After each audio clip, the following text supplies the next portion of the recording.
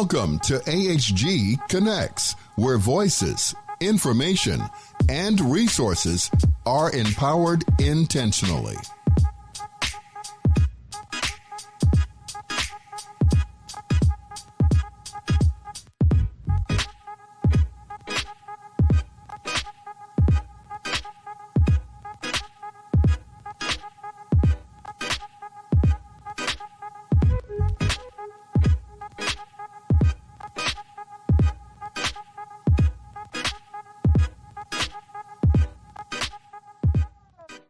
Welcome to AHG Connects, where voices, information, and resources are empowered intentionally.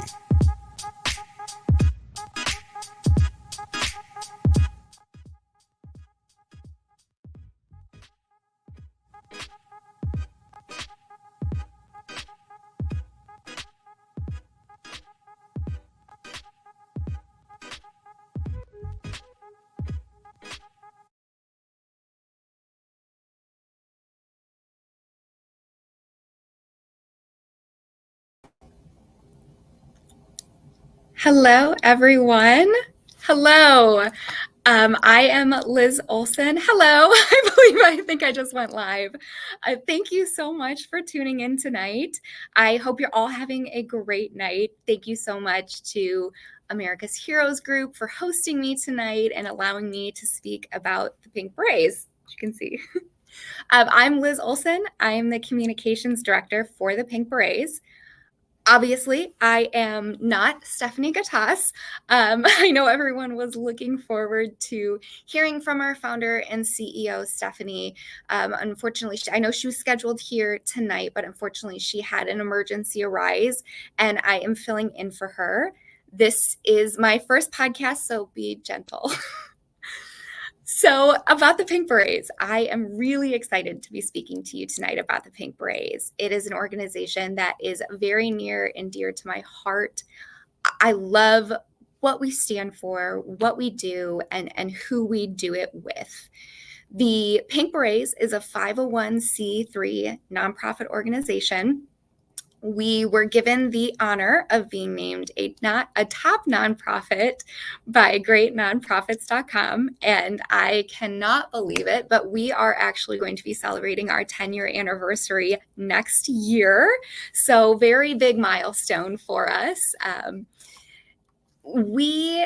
Our mission at the Pink Berets is really to address, educate, coordinate, and provide aid to active duty women, female veterans, anybody in the armed forces really, and then also first responders as well. I know that oftentimes you'll hear the Pink Berets speak about the female veteran community, but we are really focused on any type of female veteran or first responder that has those invisible injuries like a TBI or PTSD, post-traumatic stress disorder, or, are experiencing the effects of military sexual trauma. About 1 in 3 women and 1 in 50 men will experience military sexual trauma. The need for a stronger voice and to raise that platform could not be more important. It is something that has often been overlooked, not discussed, very swept under the rug, and something that these invisible injuries will change your whole life, top to bottom, in every manner and in ways that you could not have foreseen. No, you best guess, $1 million, you still wouldn't have guessed the ways that these will affect you. And for years, for decades. I myself am a female veteran. I have PTSD and have been dealing with the effects and the fallouts of that kind of thing for the past 10 years. I always thought it would be something that you quickly kind of, comes and goes and you deal with it and that's it. But it is definitely something that, again, changes your whole life. The Pink Berets, we offer all kinds of opportunities for socializing with other women warriors, which I'll get into in a little bit, so stick around. We want to help them experience, a fresh perspective of themselves, their lives, and the active limitless possibilities. We want to re-inspire those women who are dealing with these crippling issues to have courage and motivation and a willingness to excel, to be their best selves, so they can continue to live the life that they were authentically meant to live. I can say from personal experience that, the Pink Berets I used to be a bit of a daredevil before my PTSD diagnosis, and the Pink Berets has encouraged me and inspired me, and literally held my hand through major experiences in my life. They got me to jump out of a plane. They got me to fly a plane. It was not the same flight, don't worry. But I never would have done that. I became very much a shell of myself after my time in the military, and I lost that excitement and that authenticity, and I kind of stood on the sidelines and was very scared, to put it bluntly. I was very scared, and the Pink Berets and Stephanie and her team and everybody came in and helped me through it. Our approach at the Pink Berets, it's very holistic. We believe that recovery is definitely a journey, and one that looks different for each person. Above all, we offer compassion. It's a core embodiment of the Pink Berets to provide a safe, supportive, non-judgmental atmosphere, and they have excelled. I found the Pink Berets in 2022, and my life has been so much greater for it. Again, speaking as a female veteran with an invisible injury myself, I never quite felt like I fit in.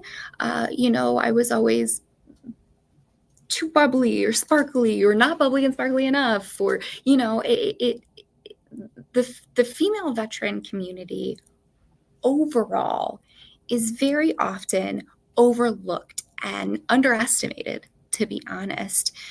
And I truly felt those effects once I left the service. Being a female in the military, you kind of already feel like the odd man out. It gives a feeling of, you see in the TV shows where somebody walks into a room and the whole room goes silent and you can hear a pin drop, and because you are so much different from everybody. And that's really what it felt like. There's not that many resources dedicated to female veterans and our unique experiences, because that's exactly what they are. They're unique experiences. I'm married to an active duty man right now, currently, and I'll tell him some of my experiences, and it's completely different from him. He can't even fathom, after 11 years of marriage, he's starting to kind of understand that, but it's very, very unique. So especially since my injuries and, the injuries of the Pink Beret members, they're not outwardly visible. I felt like I always kind of had to try and prove myself and prove that I belonged, that I deserved the same resources as other veterans. For 10 years, I've been out of the service for 10 years. I couldn't find a place where I felt like I could be myself and relax and actually fit in and be accepted. And when I speak to other female veterans, this is not a unique experience or unique feeling. I very, very oftentimes hear the same verbiage of, I felt like a square peg trying to fit into a round hole. And when you leave the service, you kind of had this feeling of being alone, and you reach out for all these different resources. And because, again, our experiences are so unique and oftentimes very sensitive and specific and have unique needs, it can be isolating. And when you're already dealing with things such as PTSD or TBI or, military sexual trauma, you already feel isolated. So I was very lucky. I stumbled upon the Pink Berets and everything changed. Stephanie and the team, they welcomed me with open arms, and I immediately felt like I was part of the family. And I have seen that same welcoming acceptance given to each person who has reached out to the organization. I've seen it firsthand over and over. The Pink Berets offers this feeling that you get when you first join the military, where you're there with your brothers and sisters in arms, and you would do anything for them and they would do anything for you. And that is something that's very difficult to find in the civilian world, on the civilian side of things. And so to be able to find an organization like this, I count myself very lucky. I once heard a quote that I feel embodies Stephanie, our CEO and founder, very well. If you are looking for a space and you can't find one, create one and invite others in with you. And that, I feel like, is what the Pink Berets is all about. Besides the environment and the support that the Pink Berets offers, the work that Stephanie and the team are doing, it's astounding. In the advocacy world, the Pink Berets has been behind 5 testimonials and 36 bills. We're proud to provide a voice for the women veteran community in our national advocacy efforts. So in addition to our members testifying before Congress, we regularly speak with our nation's elected officials on dozens of bills. We were a major partner on most of these bills. You'll see us out there in DC. Our work focuses on addressing these economic disparities, resolving these systematic injustices, and prioritizing women's healthcare in the VA. We really push for the equal treatment of female veterans. We are equally valued, we are equally qualified, and so we should be equally served. I don't know if everybody here is very familiar with the VA healthcare system, but I will say that the women's health has, in recent years, thank goodness, had a huge improvement, because before that it was lacking. Women veterans, who make up 10% of the veteran population, have, again, traditionally been underrepresented in research. Nearly 1 in 5 women veterans using VA primary care reported experiencing intimate partner violence just in the past year alone. And that is an experience that is strongly associated with suicidal ideations. Female veterans is it's the largest population that is growing. It's the fastest growing population of homeless people. So the Pink Berets is there every day in every way that they can, working to create solutions to these honestly terrifying problems. Our team has been recognized with the Presidential Lifetime Achievement Award. Multiple people on our team have received that award. Stephanie Gattas, again, our founder and CEO, she currently serves as a committee member on the Department of Defense Prevention of Sexual Misconduct in the Military, and Dennis McDonough's work group committee for the Department of the VA for Prevention of Sexual Harassment and Assault in the VA, and the National Institute of Justice Advisory Board. I know, she's crazy busy. I don't know how she does it. And she does it all with a smile and is always there whenever you need her. And she has been there for every single person in the Pink Berets. I have seen it. But enough about that. We're halfway through and on to the fun stuff. So what we offer female veterans. We currently have 10 programs and retreats and events to offer our members. So we do have membership options available, and becoming a member, you always get kind of early access to the merch, which everybody loves. But you also get, you can sign up for our newsletter, and you'll be on those email blasts, letting you know about upcoming events. We have one of our largest ones, our annual fundraising gala, is coming up on August 31st. This year's theme is Havana Nights. It's going to be a great time. It's going to be at the Canna Ballroom in Boerne, Texas. The Pink Berets is based out of San Antonio, Texas. So we have a very, very strong presence there, but we are nationwide. I myself am in Kansas City. I have friends in Wyoming and Washington, D.C. and Virginia, all the way out to California. We have a very, very large footprint.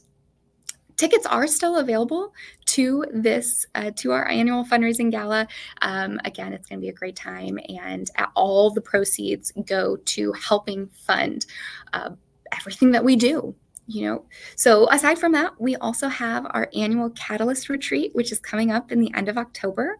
Female veterans from across the country come to this beautiful ranch in the middle of Texas for a weekend where we examine the traumatic event and subsequent development of post-traumatic stress disorder, as well as the underlying emotional pain that fuels specific behaviors. I know in the past we've done things such as expressing ourselves through theater and through acting out different scenes. We've had different speakers, motivational speakers. We've had authors come in. It's just been morning yoga. I remember, sunrise yoga, and we go out and there's equine therapy. It's just really, really cool. It's a good time. I myself have been there twice now. This year is going to be my third time, and I can tell you it is transformative. It's difficult to put into words the bonds that are created over these 3 days.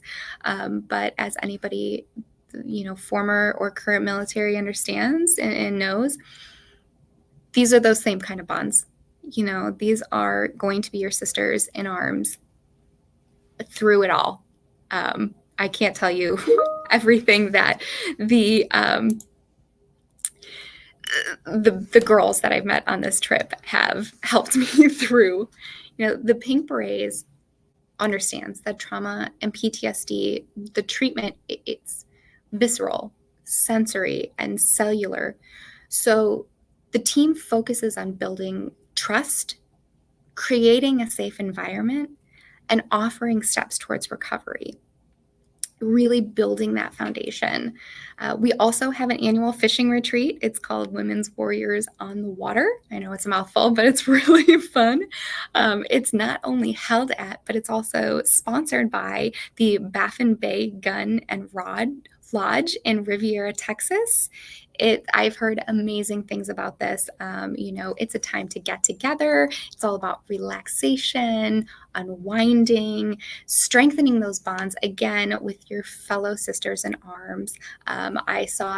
We recently had our 2024 Women Warriors on the Water retreat, and I saw some pictures and some post updates, and they look like they're having an amazing time. I myself could not touch a fish, but I know that people say it's amazing. And being out there on the water is so serene and peaceful and brings a sense of calm that is often missing, once you have those, those invisible injuries. So aside from our retreats, we also have our archery team. So the Pink Berets Archery is the first all-veteran competitive archery team in the United States. We competed in the Las Vegas shootout last year, and a lot of our sisters received very high marks. The team meets weekly in San Antonio, Texas, but we also offer boxing lessons on Tuesdays, again, also in San Antonio.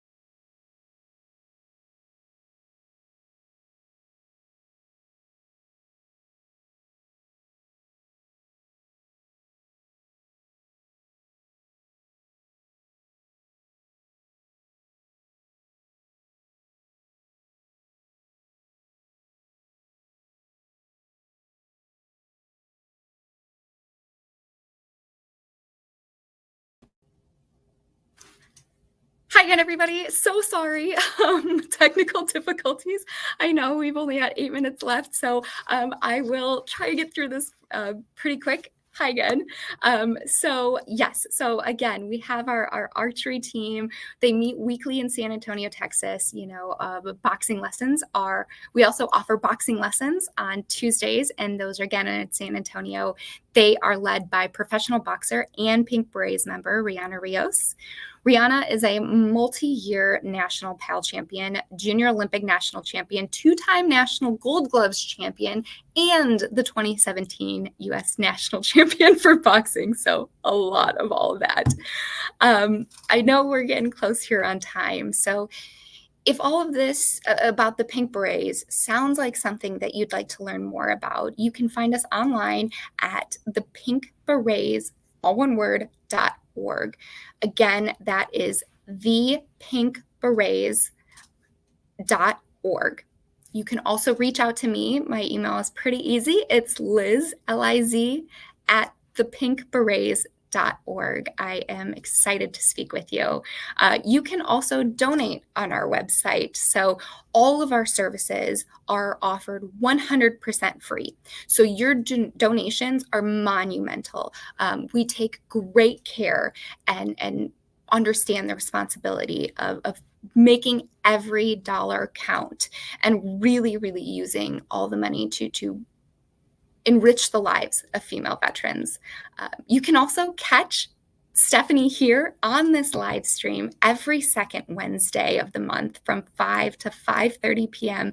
Central Standard Time. Promise I'm just filling in this week. So Stephanie is amazing. She is just a force. You will be very impressed by her. I know that I certainly have been, and if her resume I spoke about earlier wasn't enough, you should really hear her speak. Each week, we're going to be bringing on different women's organizations that we partner with. We have a lot of partners. We really do. We want to offer them a platform to bring awareness to what they do and how they, along with the Pink Berets, can offer kind of a synergistic approach to the issues that face the female veteran population. Because of our amazing CEO and founder, Stephanie, we have been given a voice that a lot of other organizations have not been as lucky. And again, we're sisters in arms. We need to lift everybody else up the way that we have been very lucky and very blessed to be lifted up ourselves. Everybody wins when we help each other. But the female veteran population is so strong. It's one of the strongest ones that I know. And they're so resilient. The things that the female veteran population has gone through and has seen and has come out on the other side stronger and willing and excited to help other people through these same issues. Every day the Pink Berets works tirelessly, sun up to sundown, and I am not exaggerating when I say that, to create a world or an environment that we might not have had when we went through the military. And we saw the need for these resources, these sort of resources, things such as podcasts, that we can reach more people. Again, as I spoke earlier, it can feel very, very isolating. And we don't want that. We want you to know that I know it sounds cliche, but you are not alone. There are other people, a lot of other people who understand how you're feeling, what you're going through, and that are there for you and truly there for you. I know every female veteran signed on and swore an oath and promised that we would be We would be sisters in arms, and that doesn't stop once your time in the service stops. And the Pink Berets is there helping. They put the female veteran population, they put their lives on the line for their country, and we want to be able to support them in any way that we can, any manner. Again, please, we are very, very diligent with how we spend your donations. So we do offer all of our services 100% free, including, transportation to and from places. We've offered aid. I know that we've hosted baby showers. One of our major partners is Target. So we've helped a lot of female veterans, and your donation really goes a lot farther than you might think it goes. But thank you again for listening to me tonight. It has been a pleasure talking to all of you. Thank you so much for listening, and Stephanie will be back next month. Have a great night, everyone.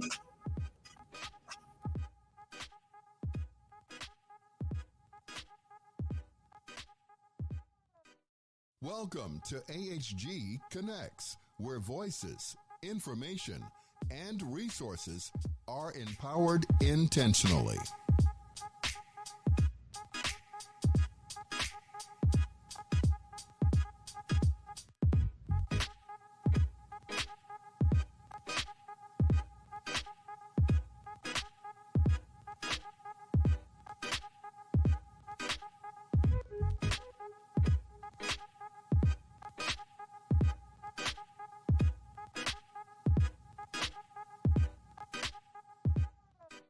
Welcome to AHG Connects, where voices, information, and resources are empowered intentionally.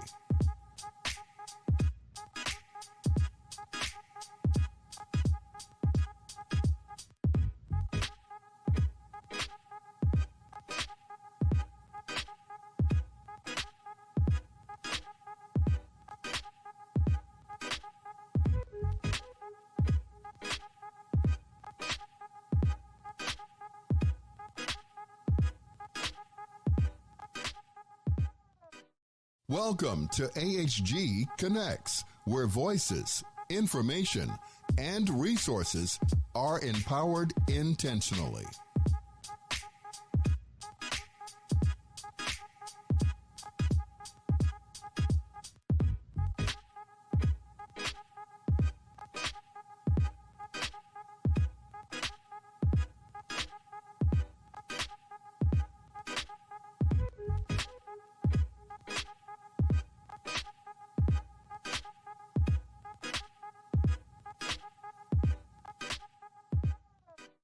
Welcome to AHG Connects, where voices, information, and resources are empowered intentionally.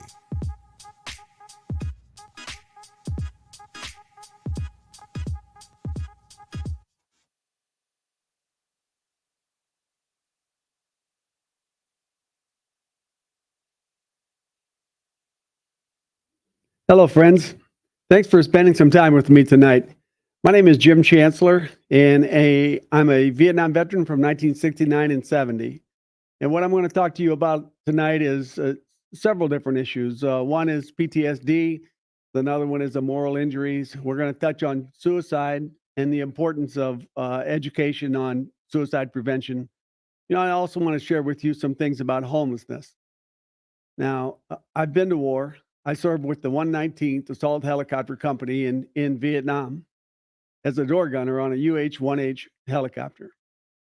On February 21st of 1970, our helicopter started receiving fire, and we were shot down right through the trees in South Vietnam. The ship actually tumbled several times. We had to, the co-pilot had a compound fracture of his leg, had a broken right wrist. The other door gunner on the right side had bitten his tongue off. But we all survived. We set up a small perimeter and waited until we got picked back up by another helicopter. I actually have experienced a lot of the emotions of war. I cried with the man as I saw him rocking his fellow soldier back and forth, telling him to hang on, you're going to make it. We're going to burn now, you're going to live. When we both knew that death was near. I laughed with a guy who showed me pictures of his kid sister, and he held it up and he just told me story after story after story. And I'd only met the man probably a week before. Then there were my constant prayers for me, my survival, my welcome home, my tour of duty, so to speak. So those emotions have been with me all my adult life, and they can be brought back to vivid reality with the slightest of sounds or smells or sounds or anything that brings me back to Vietnam. Now, the first thing I want to talk to you about is PTSD. Now, I really want you to hear one thing. If you hear one thing from me tonight that you remember, it's this. PTSD is an anxiety disorder. It's not something that's wrong with you. It's something that happened to you. So, instead of painting everybody with the same brush, just remember that PTSD is, one, it's fear-based, and it's an anxiety disorder.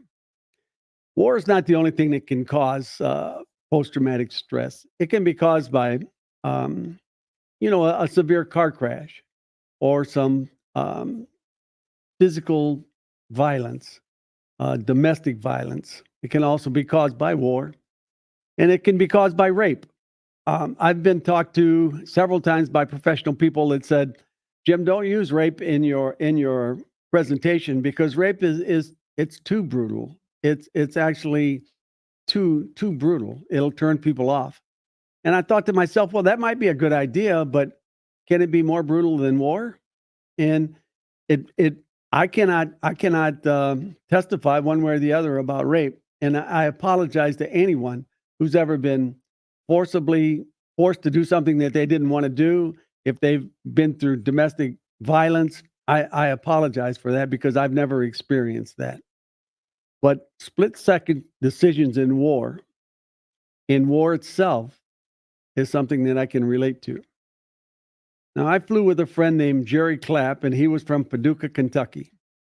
And we were very good friends in Vietnam, and we often flew together. And this particular day, we flew apart from each other, and we were in different ships. And Jerry was called for an emergency medevac into a hellhole. Now, a hellhole is something where the infantry on the ground cut down trees just enough for the helicopter to come down very slowly into this hellhole, pick up the person they're going to pick up, and then very slowly go back up. They, because the foliage and the trees are so high that they have to do that for the helicopter to get down. Now, as Jerry was coming back up, he started to receive fire from the mountainside on his side of the ship, and he couldn't return fire. He couldn't protect the ship because he would shoot his rotor blades off. His M60 was on a post, and he could not return fire. So he tried to contact Lively on the other side. Warren Lively was his name, and he couldn't get into communication from Warren. So we went to him, and Warren Lively had taken a round through his neck and his chest cavity and out of his lower back. And the only medical training we had was compresses on the wound. So Jerry took compress on the entrance wound and on the exit wound, and he held on. And Warren Lively grabbed Jerry's wrist. So as they're coming up, they have to come up very slowly. They're receiving fire from above the tree, above the rotor blades. Once they got above the tree line, they could return fire and protect the ship. So the pilot says to Jerry, receiving fire at 9 o'clock, return fire, receiving fire at 9 o'clock. At that very split second, Jerry had to make a decision. Does he let go of Lively and protect the ship and Lively dies? Or does he stay with Lively, try to save Lively's life, and put the entire crew at risk? Jerry died when he was about 43 or 44 years old, and they invited me to come down and speak at his service. I was very good friends with this family, and I did. And I went down there and I talked to him about patriotism and love of country and right and wrong and God-fearing and things like that. And I asked how he died, and no one could tell me how he died. And I can tell you this. I don't know how he died, but I know when he died. He died when he left Lively on the floor of that helicopter and defended our craft. So split-second decisions are something that goes hand in hand with war. And I'm going to talk a little bit more about moral injuries and split-second decisions and how they cut right to the heart and the soul of a soldier that believes. PTSD is broken down into three major groups: acute, chronic, and delayed.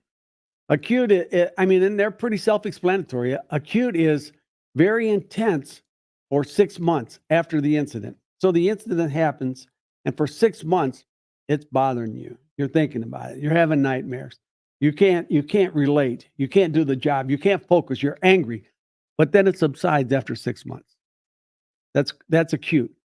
Chronic is just as it says. Chronic is it lasts for more than 6 months, more than the 6 months that acute lasts. And then there's delayed. Delayed to me is the demon. Delayed can happen at any time, 5, 10, 15, I don't know how many years it can happen. But let me tell you about my brother Bill and a little bit about delayed PTSD. He called me one day, and I was single at the time. He called me and he said, "Jim," he said, "have you seen the movie Saving Private Ryan?" And I said, "No, Bill, I really haven't seen that. No." And he said, "Well, I know what you do. I know you work with young veterans that fight that war every day. You need to see that movie." And I said, "Okay, I'll watch it." And time went by, and I didn't avoid it, but I just didn't seek it out. And so he called me again and asked me the same questions. He said, "Jim, did you watch it?" And I said, "No, I didn't, Bill." And so he sent me a special edition DVD of that movie with Tom Hanks. So one Saturday morning, I thought, well, I don't have anything to do. Let's see what it's about. Put that movie in, and the first 30 seconds of that movie was hell. I mean, it was. I don't even know if I can describe it. The back of the boats went down. The U-boats. The first 5 or 6 rows were killed instantly. People were jumping off in water over their head with their pack, trying to hold their pack above their head and get to the shore. I turned it off, and I went down to the VFWs and I said, "Gee, tell me this is Hollywood. Tell me this didn't happen. Tell me it wasn't like this." And then old Salty Dog said, "Yeah, Chancellor, that's exactly how it was." And the PTSD claims that the VA spiked after that movie came out. So we're talking about WW2 guys, 40, 50 years later, applying for disability because of that movie. Delayed is a demon. And so I'm going to talk to you a couple things about the symptoms of PTSD and what they can cause. Now, obviously, the two that I feel are the masterminds, so to speak, the things that everybody that drives everything else, and that's isolation and depression. Isolation and depression. When I come home from Vietnam, I was picked up at the airport and by my dad and my brother, and we came home and I sat down to the meal with my family, and my grandma was there, and a lot of hugs and kisses, and "Oh, Jim, we're glad you're home. You made it. You made it. We're glad you're home." And I'm like, "Yeah, okay." We celebrated, and then I changed clothes, put some jeans on, and I went down to the tavern where I grew up. Walked right in the front door, and everybody's like, "Yay, Chancellor's here. He's going to play shortstop for us. He's going to bowl on our team on Friday night." And I said, wait a minute. Let me tell you where I've been. Let me tell you what I've done. Like, Chancellor, have a beer. And it was just pushed back in. And it's really, I didn't think anybody cared. And these were my lifelong friends. These are friends that I grew up with, went to high school with. And all of a sudden, it's like, hey, that's your problem. That's not my problem. I don't want to talk about it because I didn't go. I can't relate to you. So you're pushed back. And then all of a sudden, you start to isolate because you wonder, well, maybe that's just the way it's going to be. Unless I can find another combat veteran to talk to, that's just kind of how it's going to be. And then you isolate. And then, here's what I did. I isolated. And then I used the same tactics to avoid reality in at home as I used in Vietnam. You escape reality through drugs and alcohol overseas. You're in a fight, you're in a battle, you're in a war, and there's no timeouts. There's no let's take a break, let's talk about it, let's put the other team in. It's not that way. It's fight or survive and survive. So when you get a chance, and you get a chance to step away from that war, if you can step away from that war, whether it be with weed or drugs or alcohol, you do that. So now you come back home and you get pushed back into your own corner and you isolate, and then you start to get depressed. And then you think, I got to get out of here. I got to figure a way to get out of here. And you go right back to that same thing. What worked for me in Vietnam worked for me at home. I escaped reality through drugs and alcohol. So isolation and depression can push you and turn you and twist you down and down and down into suicide.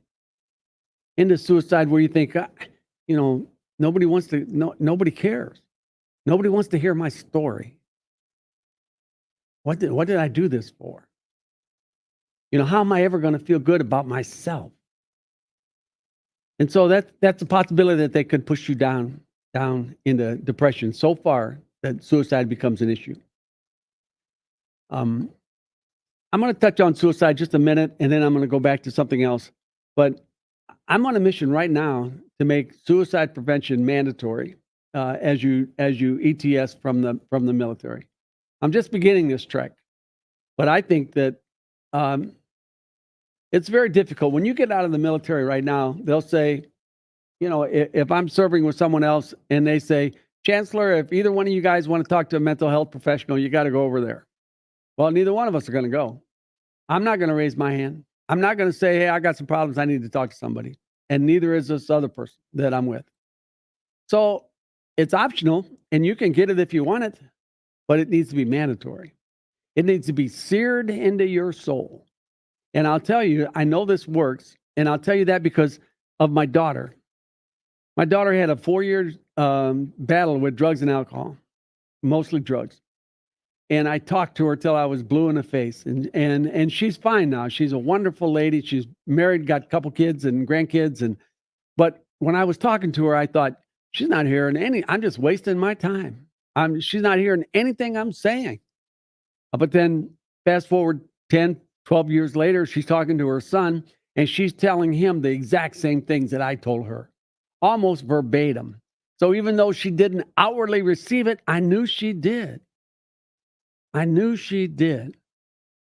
So now, when a company comes home from war, battalion, company, whatever, they need to go through mandatory PTSD / moral injuries training, and they don't have to raise their hand. I'm not going to stand up there, or someone is not going to stand up there and say, all right, if you got problems, raise your hand, go over here. Nobody's going to do it. But if they all go through the same training, if they all get the same information and they take it with them, it might not do anything to their lives, might not do anything for the next life, but it might for the next one. If they recognize and see the symptoms of suicide, 2-3 generations down the road, it's worth it. We save one life, and it's worth it. But mandatory education, in my opinion, is a great starting point to curb this out of control epidemic. Now, I'm going to talk to you about moral injuries. PTSD is fear-based. Remember, we talked about that. It's fear-based. Moral injuries are injuries to your soul. We're a God-loving and God-fearing country, no matter how you believe. And we have an inner conscience, so to speak, and we're a God-fearing country. And a moral injury is an injury to your soul, an injury that something that has scarred you where it'll never go away. PTSD it will never go away either, but it's manageable. And moral injuries are manageable as well, but that knife cuts deep. And I'll give you a couple examples. One of a Marine in a city near Fallujah, and then another one of an experience that I had in Vietnam. this Marine, and I interviewed this Marine. He said he went into a T section at a little town near Fallujah. That wasn't Fallujah, but there was a small little town, and that there was a T section, and there was a firefight broke out. And they were receiving fire from the rooftops and the storefronts and just from everywhere. And the Marine said it lasted 40, 45 minutes until the helicopters got here. And once the gunships get there, they pretty much put the fire out. That fight was over.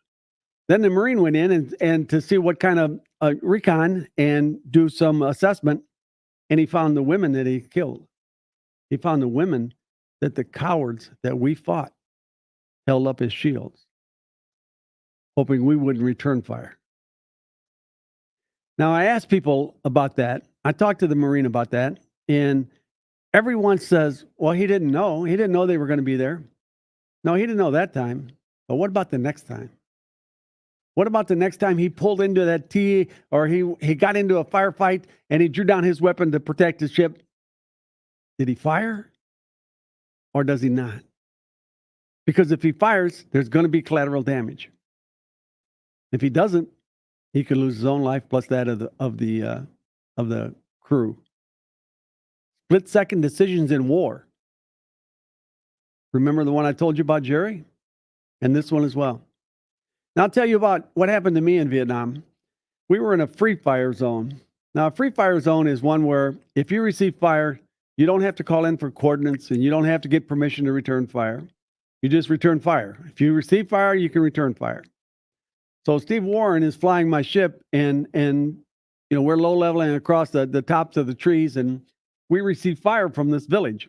There's probably 5 or 6 hooches in this village, and they're the straw hooches that you see on TV. They're just like that. And so I returned. Steve banked the ship like this, and I started the return fire. And as I did, I saw that I could set the hooches on fire with my tracers. So a tracer is a bullet that glows red so you can see where you're shooting. So with that tracer, I could set that hooch on fire. So that's what I did. I burned down the hooches. And I gave up. I took a lot of lives. I did as much carnage as I possibly could to that entire village. Simply because I could. Simply because I was told it was a free fire zone. So I go home. I go to the hooch where at night where we all go, and I walk in and I'm John Wayne. I got my M60 on the back of on my shoulder, and I walk in and I say, hey, let me tell you what I did today. I really took it to the bad guys. Well, then I told that story, and this old dog named Cheney said, sit down, Chancellor. Let me tell you what you really did. He said the VC fight in packs. So there might be 6, 10, 12, however many in a pack. They'll go into a village. They're the only ones that have guns. So if it doesn't matter if there's 40 or 50 people in that village, they don't have a weapon. So the VC control everything in that village. Now your helicopter came by. They shot a couple clicks at your helicopter. Then they left. They left the village. The bad guys are gone. All that's left are innocent people, fathers and uncles and grandpas, and people that just wanted peace. So Cheney said, Chancellor, did you really take it to the bad guys? And as I walked away, I just got up. I didn't even answer him. I just got up and started to walk back towards my hooch and my bunk, and I could feel the tears in my eyes. I could say, it's the same thing that I wondered about. Is this war? Is this what it's about? Did they have to die? I don't know. I don't know. I want to tell you about a tent revival, and then we're going to move on to homelessness and some other issues. I was asked to speak at a tent revival, and me being a city boy, I didn't really know exactly what that meant.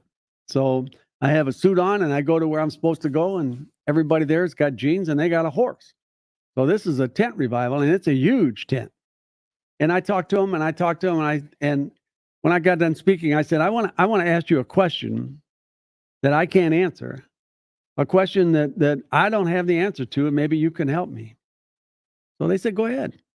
And I said, do I have to ask for forgiveness for what I've done? And one of the pastors said, well, what do you mean? I said, well, do I have to ask God for forgiveness for what I've done? He goes, oh, God's an all-loving, all-forgiving. Of course he'll forgive you. And I said, that's not the question. The question is, do I have to ask for that? Do I have to ask to be forgiven? Or did I just follow orders? Did I just simply do what I was supposed to do? And God will forgive me for that. And the pastor shot back and he goes, I believe it says in the Bible that we're going to be governed by a higher power. And I think that means the government. And I said, yeah, I've heard that. And I've also heard that you're guided by your conscience. So I couldn't answer that question. I left that day. They got around me and they laid hands on me and they prayed and they said, it's going to be okay, Jim. One day you'll know it's going to be okay. Well, as I speak to you tonight, I really don't know. I know God forgives me. I know God loves me. But, do I have to ask for forgiveness for what I did when ordered by another man? Now let's talk about homelessness for a minute. As I talked about the American Veterans Collection, we do as much as we can, and we'd welcome more. But we do as much as we can for homelessness and suicide and different programs. One year we really went after the homeless. We had news articles, not that they read the paper, but we had some, do you know somewhere, or do you have any idea where we can reach them or find them? And I rode in the back of a police car on a night shift and went under bridges and tried to find people. And there's a portion of homeless people that just don't want help.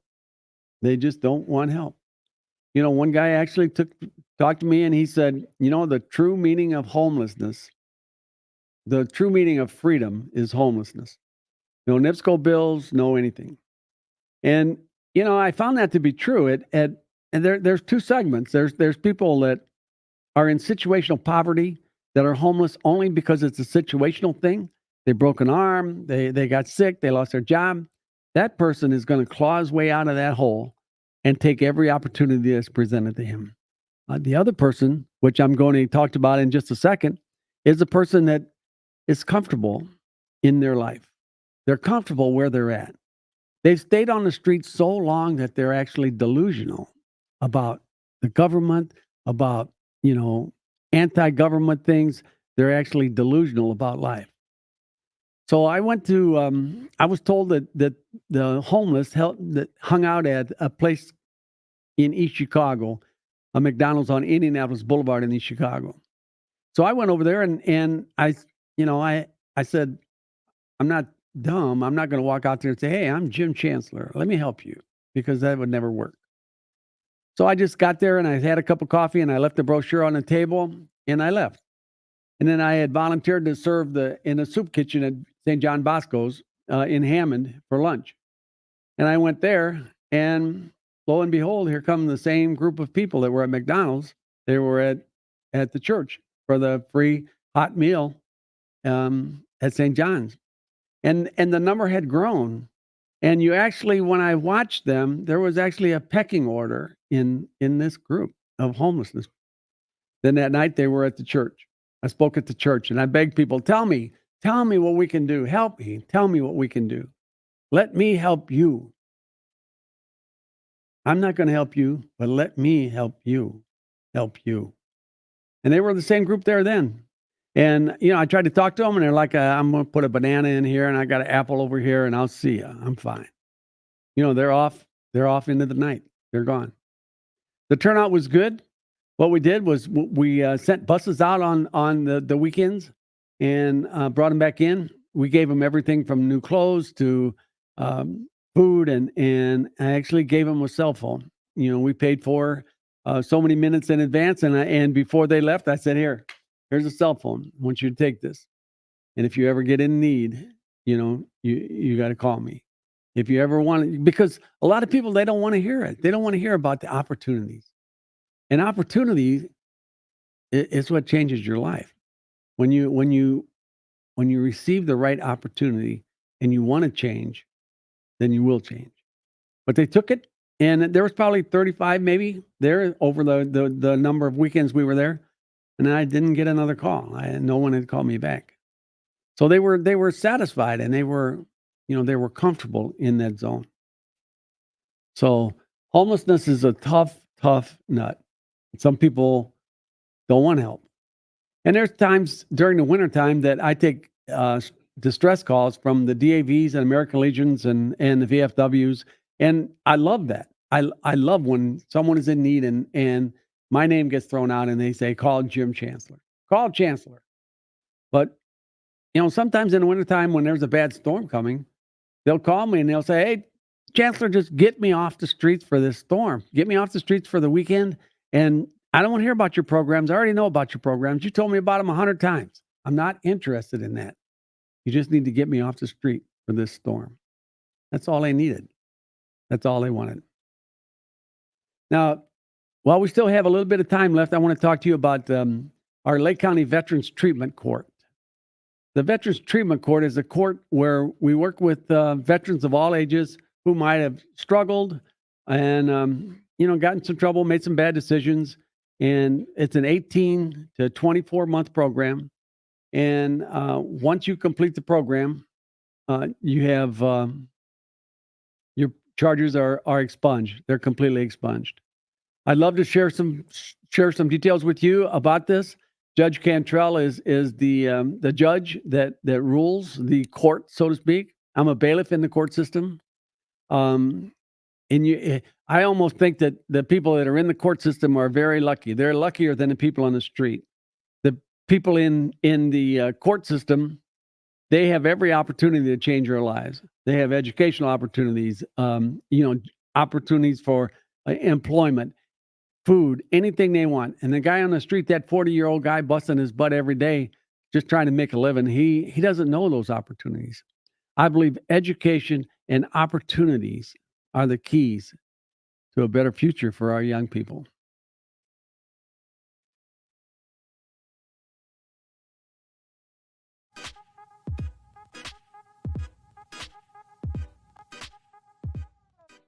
Welcome to AHG Connects, where voices, information, and resources are empowered intentionally.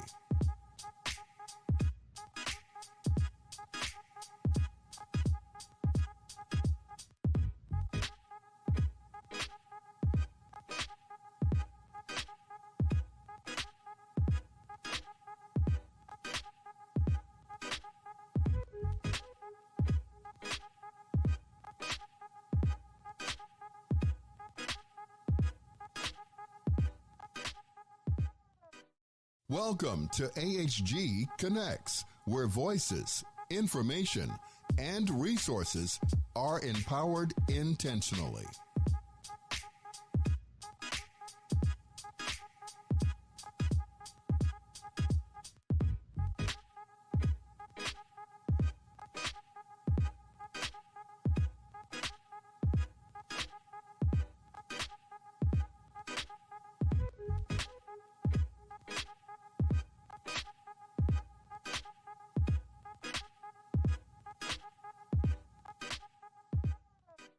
Welcome to AHG Connects, where voices, information, and resources are empowered intentionally.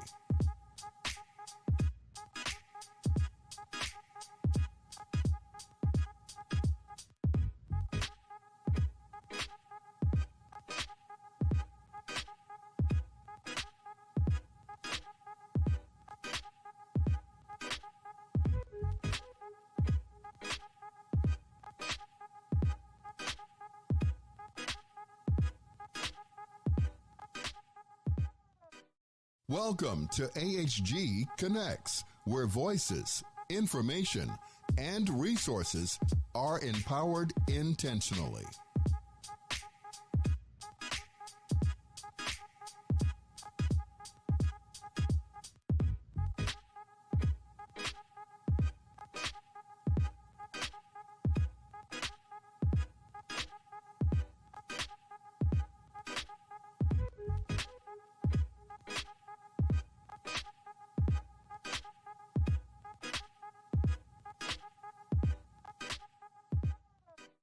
Welcome to AHG Connects, where voices, information, and resources are empowered intentionally.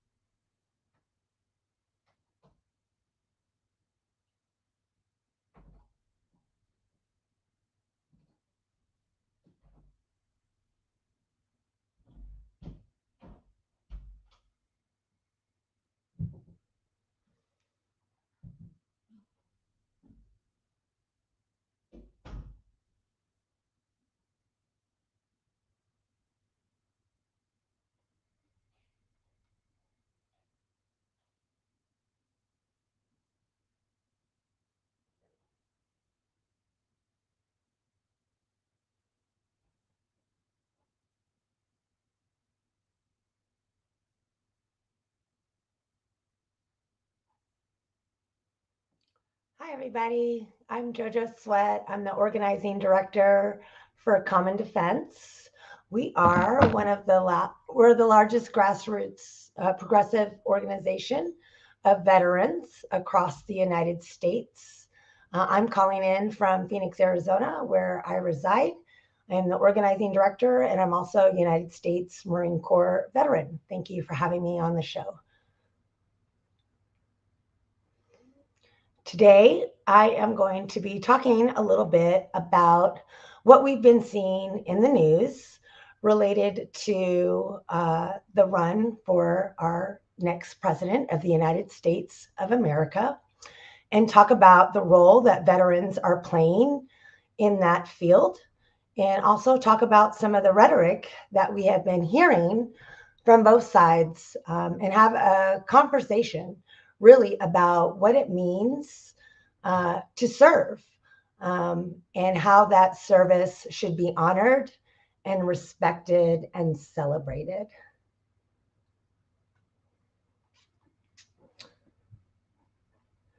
So first, we've heard J.D. Vance presenting about Governor Walz's previous military history, and the way he speaks about his service to friends of mine who have also served in the United States Marine Corps has rubbed us the wrong way.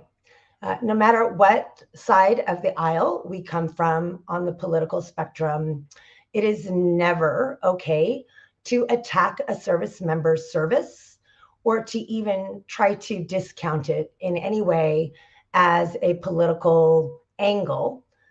What we would like to see from our representatives are to talk about the issues that matter to voters, and less about attacking each other based on how they interpret their service, which frankly is up to the individual service member to highlight the stories that are part of their lives versus someone else telling the story of their lives. And what we've seen is a lot of angry, hostile rhetoric coming from one side of the camp, from Marine Corps veteran J.D. Vance.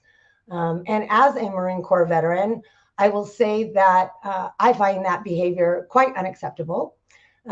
Having served in the Marine Corps, which is one of the most elite branches of service, we really have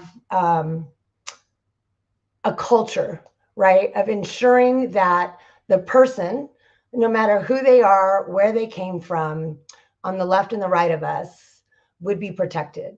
Is our brother or our sister in arms? And for J.D. Vance to personally attack someone like Governor Walz's service related to a 24-year history of service is just not kind.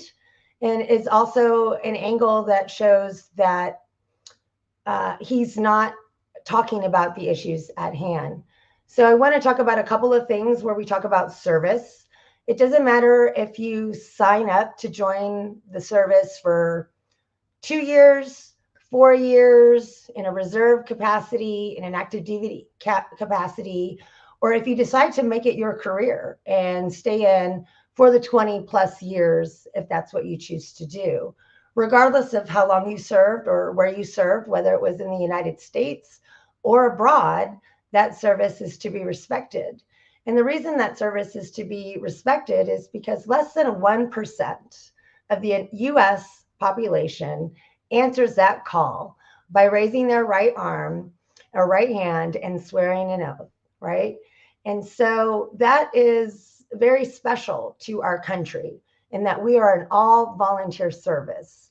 And that volunteerism comes with great sacrifice. And that sacrifice is not only experienced by that service member, but that sacrifice is experienced by their entire extended family, their friend units, because they leave and they have responsibilities that they have to leave behind on the home front in order to serve their country. And so no matter where our country decides to send you, especially in a time of conflict, that has no credence on how much stronger your service is than the person next to you. And so none of that really matters. And so talking about walls of service should only be in an upliftment, to be celebrated and to be valued, just as J.D. Vance's service should be uplifted and valued. And no matter what his job is or where the Marine Corps may have sent him, I would have hoped that he still practiced honor, courage, and commitment. And I would think even post-serving, as a Marine is a Marine, no matter whether they're wearing the uniform or not, would have that apply to their life as well. Honor, courage, commitment. Those are very strong words that all the Marines that I know and trust would say the same thing.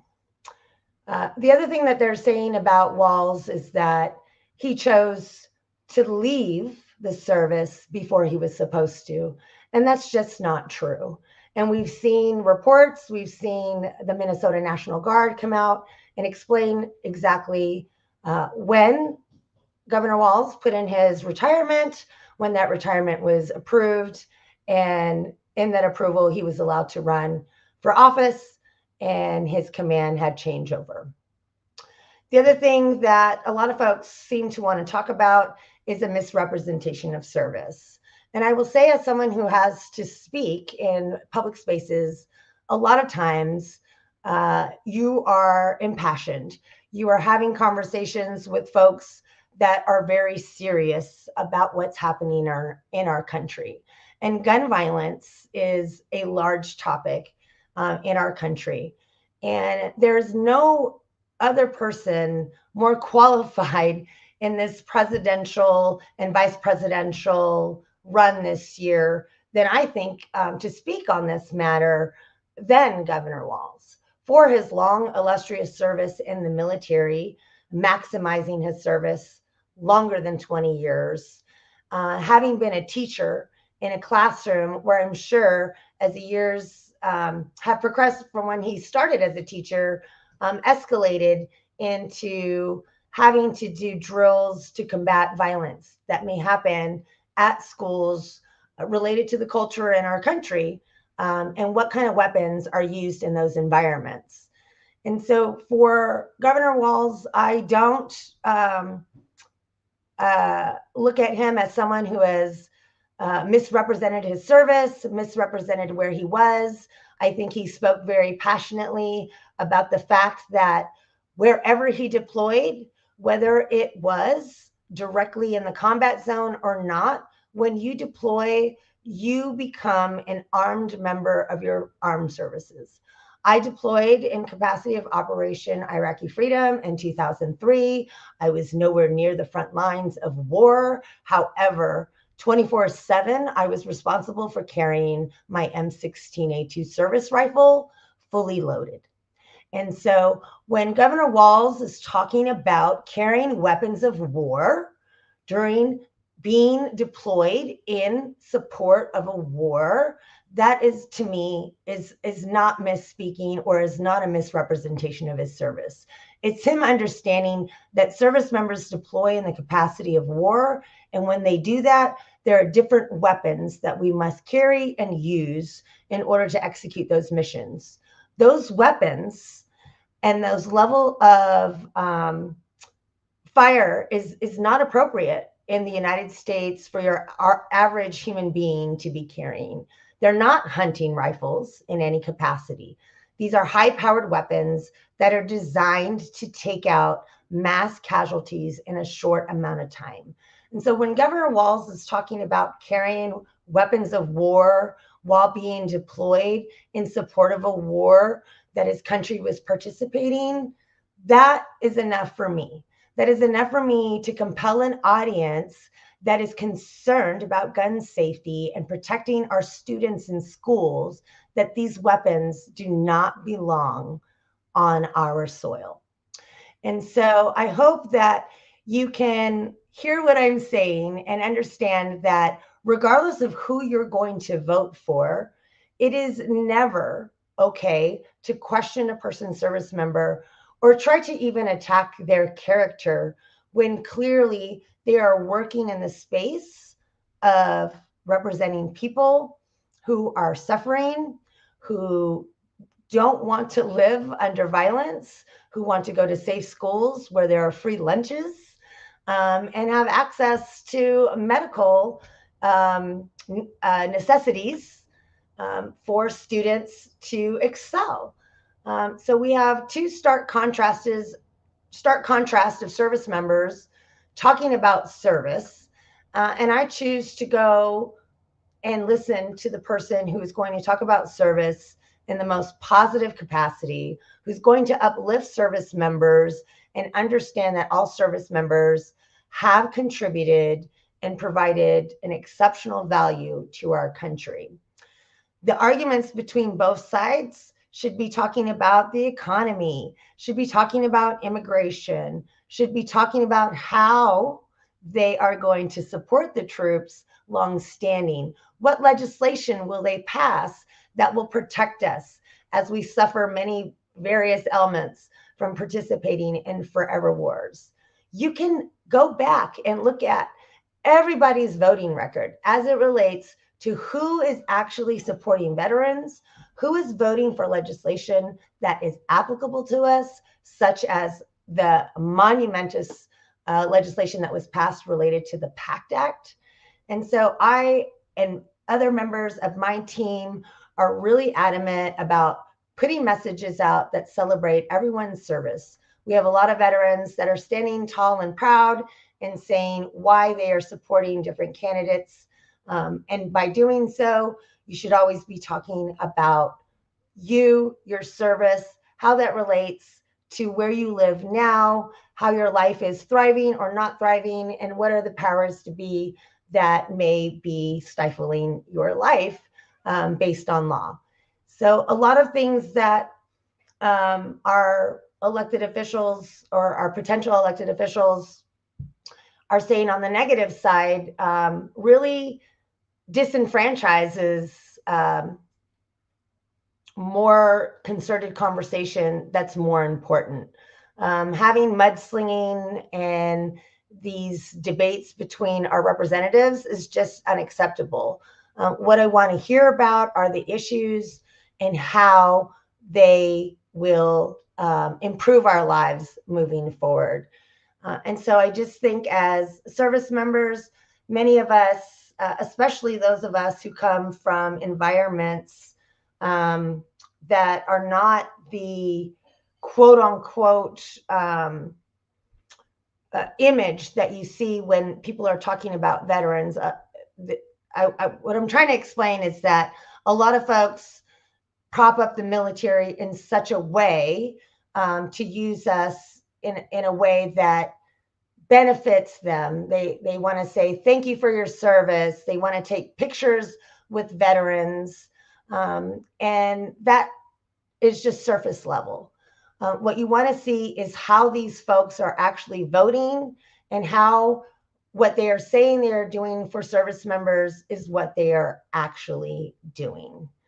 As a woman, I can tell you that this rhetoric that I've been seeing coming out from one side that's very negative is something that I experience probably daily as a service member, as a woman of color who forward presents myself in public and talks about issues that are important. I can't tell you how many folks who I know have voted for the other side will use those moments to try to discredit me instead of having conversations with me. I can share a post right now on my social media, and I can guarantee you I will get a reply from another male service member along the lines of calling me the B word, calling me a commie. I've been called, I've been questioned about my service quite a many a times just because I am a woman. I've also been questioned whether or not I was actually in country as a woman. And most of the time, those questions come from men who haven't even served, who haven't even raised their right hand. And so I am not immune to this rhetoric on a daily basis. It's something that should not have to exist. However, you can see it playing out even in the examples between J.D. Vance and Governor Walz. And we're here to tell you that that's just unacceptable. And if you are like me and value everyone's service, no matter where they come from, and understand that there are veterans that are disenfranchised, marginalized, who don't necessarily even have the correct discharge because of aggression that was exacted on them while they were in the service, because also the service is not perfect. And so I will tell you at Common Defense, we value everyone's service. We value everyone's service who decided to raise that right hand and swear an oath to our Constitution. We actually don't even care how long you served, what your discharge is, because we understand we have veterans of our LGBTQ community who have served under Don't Ask, Don't Tell, who were adjudicated from the military unjustly and were given, other than honorable discharges, BCDs. We know people of color get bad conduct discharge at a much higher rate than white veterans do. And so at Common Defense, you have a home for your service and a home that will celebrate your service, a home that will train you on how to use that service for good and to continue that service in your community. So if you want to be a veteran like those of us at Common Defense versus the kind of veterans that we've labeled as Blue Falcons, you can join us at www.commondefense.us. And we have a join forum, we have training opportunities, we have camaraderie, fellowship, and we have over 300,000 members all across the nation. Like I said, I'm located here in Arizona, and it's a battleground state. We have 2 organizers here full time. We have organizers in North Carolina, organizers in Georgia. We have organizers in Pennsylvania, Virginia, DC, Texas, and of course, Arizona. And so we have members, like I said, all over the United States that we can connect you to. We have national membership meetings every month. And we also use that opportunity to invite elected officials to speak, to share their ideas, where they want to help veterans, get our input on legislation, and many other opportunities for you to get involved and to really ensure that our thread of democracy remains intact. And we are the kind of veterans that denounce veteran participation on January 6th. So please join us at commondefense.us, where you can be celebrated for your service, no matter what capacity you served, and be activated and organized to work for the better good of your community as you move forward in service, post-military service. Thank you for having me.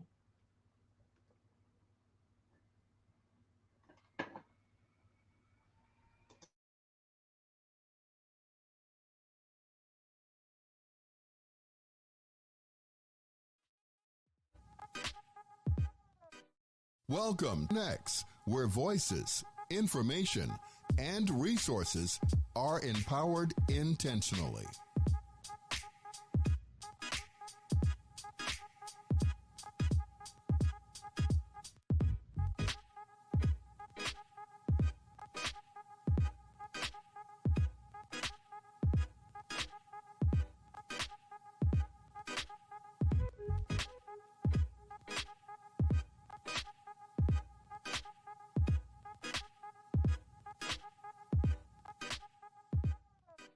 Welcome to AHG Connects, where voices, information, and resources are empowered intentionally.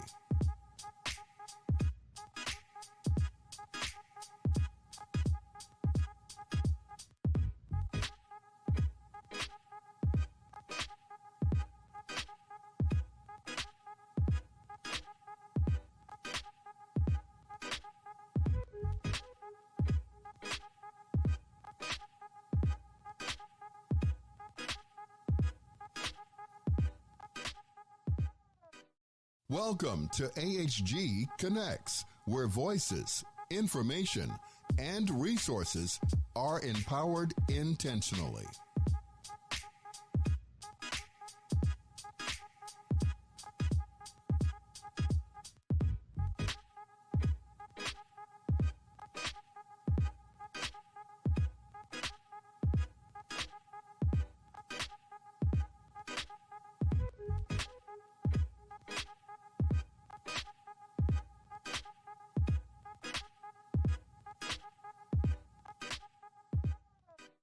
Welcome to AHG Connects, where voices, information, and resources are empowered intentionally.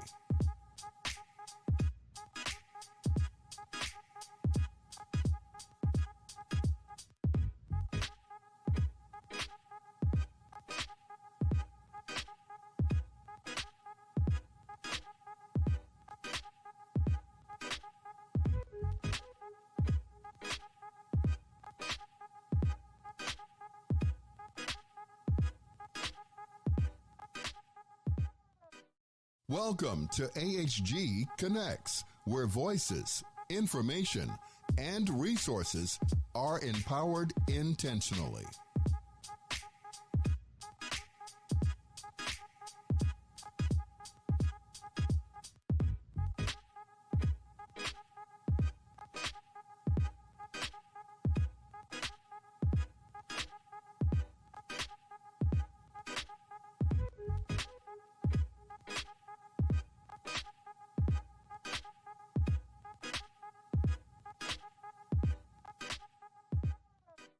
Welcome to AHG Connects, where voices, information, and resources are empowered intentionally.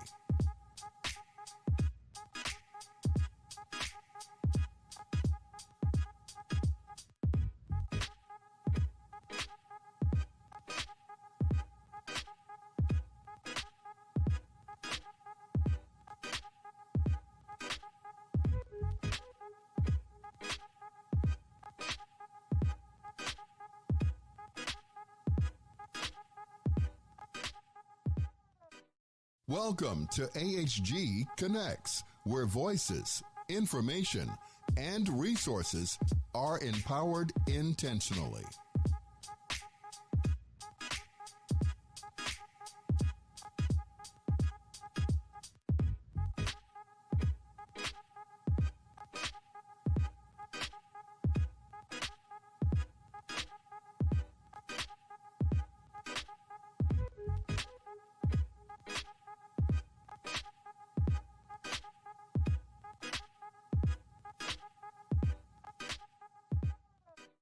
Welcome to AHG Connects, where voices, information, and resources are empowered intentionally.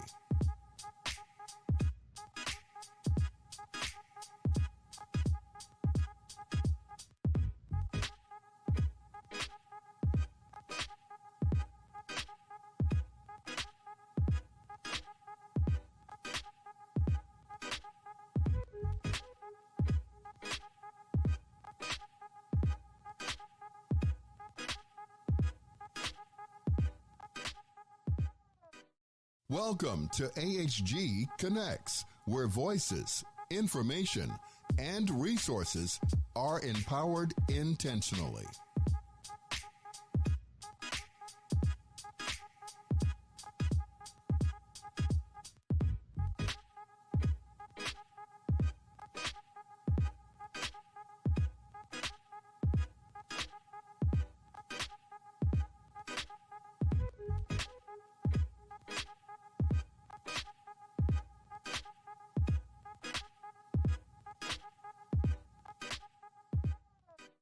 Welcome to AHG Connects, where voices, information, and resources are empowered intentionally.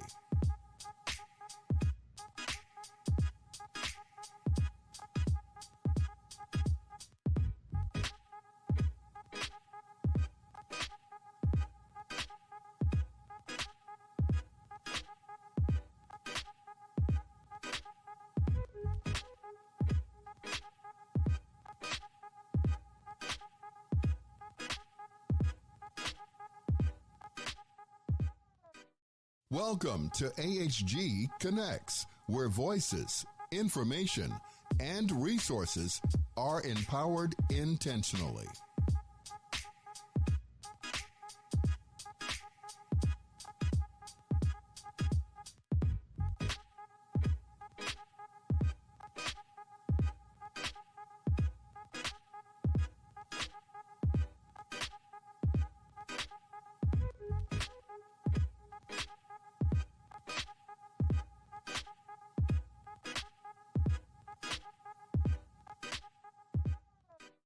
Welcome to AHG Connects, where voices, information, and resources are empowered intentionally.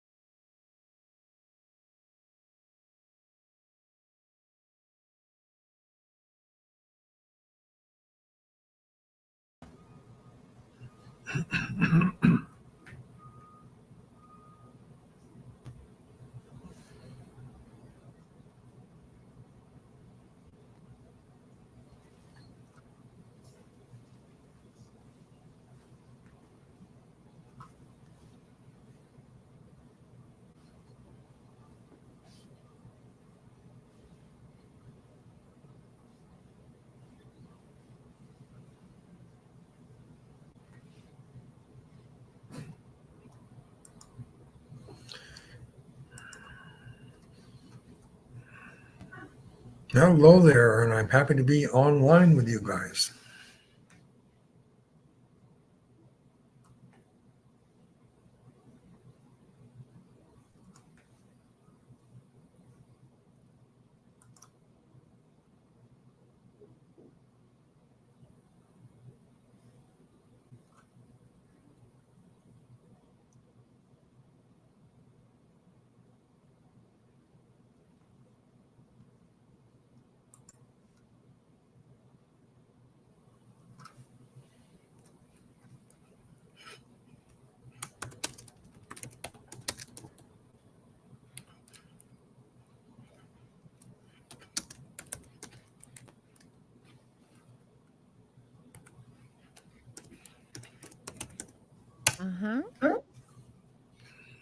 Hi, Mr. G.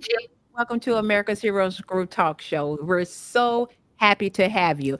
This is your programming time to inform our audience about the resources and information available at End Veteran Debt Company. So the whole programming show is about you. So you're solo at this point, and tell us what you do. Be your magnificent self. Welcome again. Yes, I want to be magnificent. I don't want to lose any of your audience. For sure. You guys work so hard to get them. I'm Jerry Ashton. I'm the founder of a 501c3 private foundation called End Veteran Debt. endveterandebt.org. And this came about because, number one, I'm a veteran. Number two, very few people are aware of the fact that veterans are practically underwater, too many of them, from debt of various kinds. And my desire is to see that this debt is lifted off their backs. I do have a track record in that area. I co-founded a 501c3 charity called RIP Medical Debt in 2014 with a partner in my industry, which was the collections industry. His name was Craig Antico. So Craig Antico and I, in 2014, prior to that, had been involved with Occupy Wall Street. I don't know how much you know about Occupy Wall Street, but it was a pretty exciting place to be at that time. And I live maybe 3 or 4 subway stops up from Zuccotti Park where this was taking place. And being a former Navy journalist, the first thing I wanted to do was grab my pen and a camera and start documenting what it is that I saw. So when I went down there, I made the mistake of listening. They had something to say, and not all of it was good, and every bit of it needs to be heard. And that is, America is not living up to its promise, and in particular, of the many ways in which it's failing its citizenry, it's in the arena of medical debt. Medical debt. Over 60% of all bankruptcies in the United States derive in some fashion from medical debt. Medical debt creates losses of homes, losses of jobs, breakup in families. And it's something that in a modern industrial nation of our size, it's unbelievable that we would allow our citizens to go bankrupt just because they got sick or because they got hurt. So I'm not sure how your show works, but do you have a question about that right now? Or do I just talk on? Well, it looks like I'm talking on.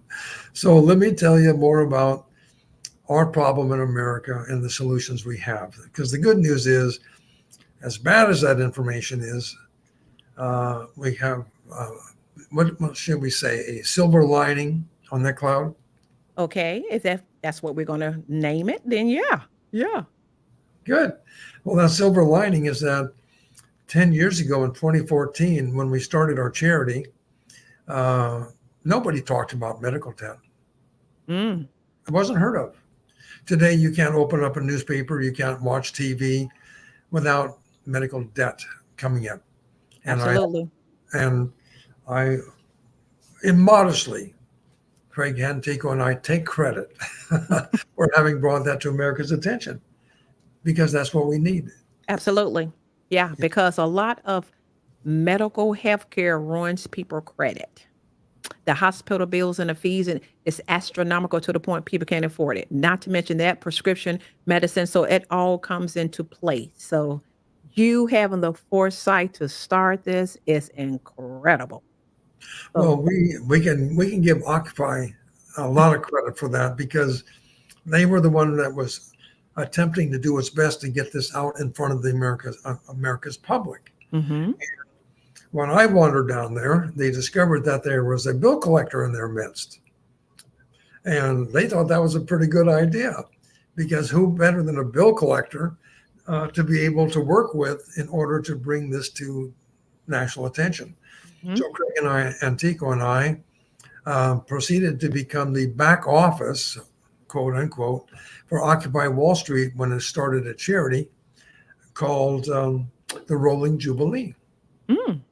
And what the Rolling Jubilee did is they set themselves up as a 501c4 charity Mm-hmm. corporation, which does not allow its donors to take that off their taxes Mm. because they're politically oriented. Exactly. Because they wanted to get out the word. They wanted to get people's attention. Mm-hmm. So Greg and I, since we had suits we could wear and we knew the debt market, we could go to the debt market where your debt and my debt, whether it be medical debt, credit card debt, payday loan debt, whatever it is, that's bought and sold in that industry called debt collection buyers. Mm.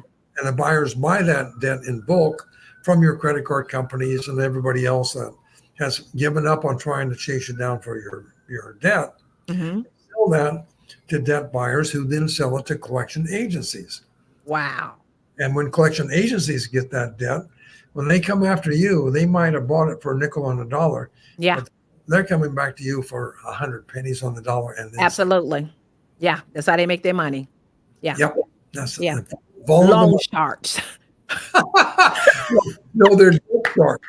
Yeah. They come after the loan shark. Yeah. Yeah. Debt sharks. Yeah. Absolutely.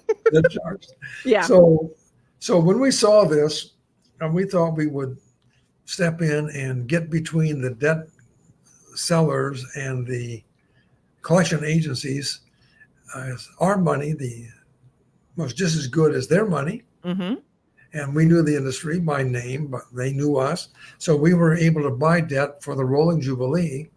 And they proceeded in the next couple of years to abolish something like $30 million worth of debt of all kinds, but primarily medical. Mm.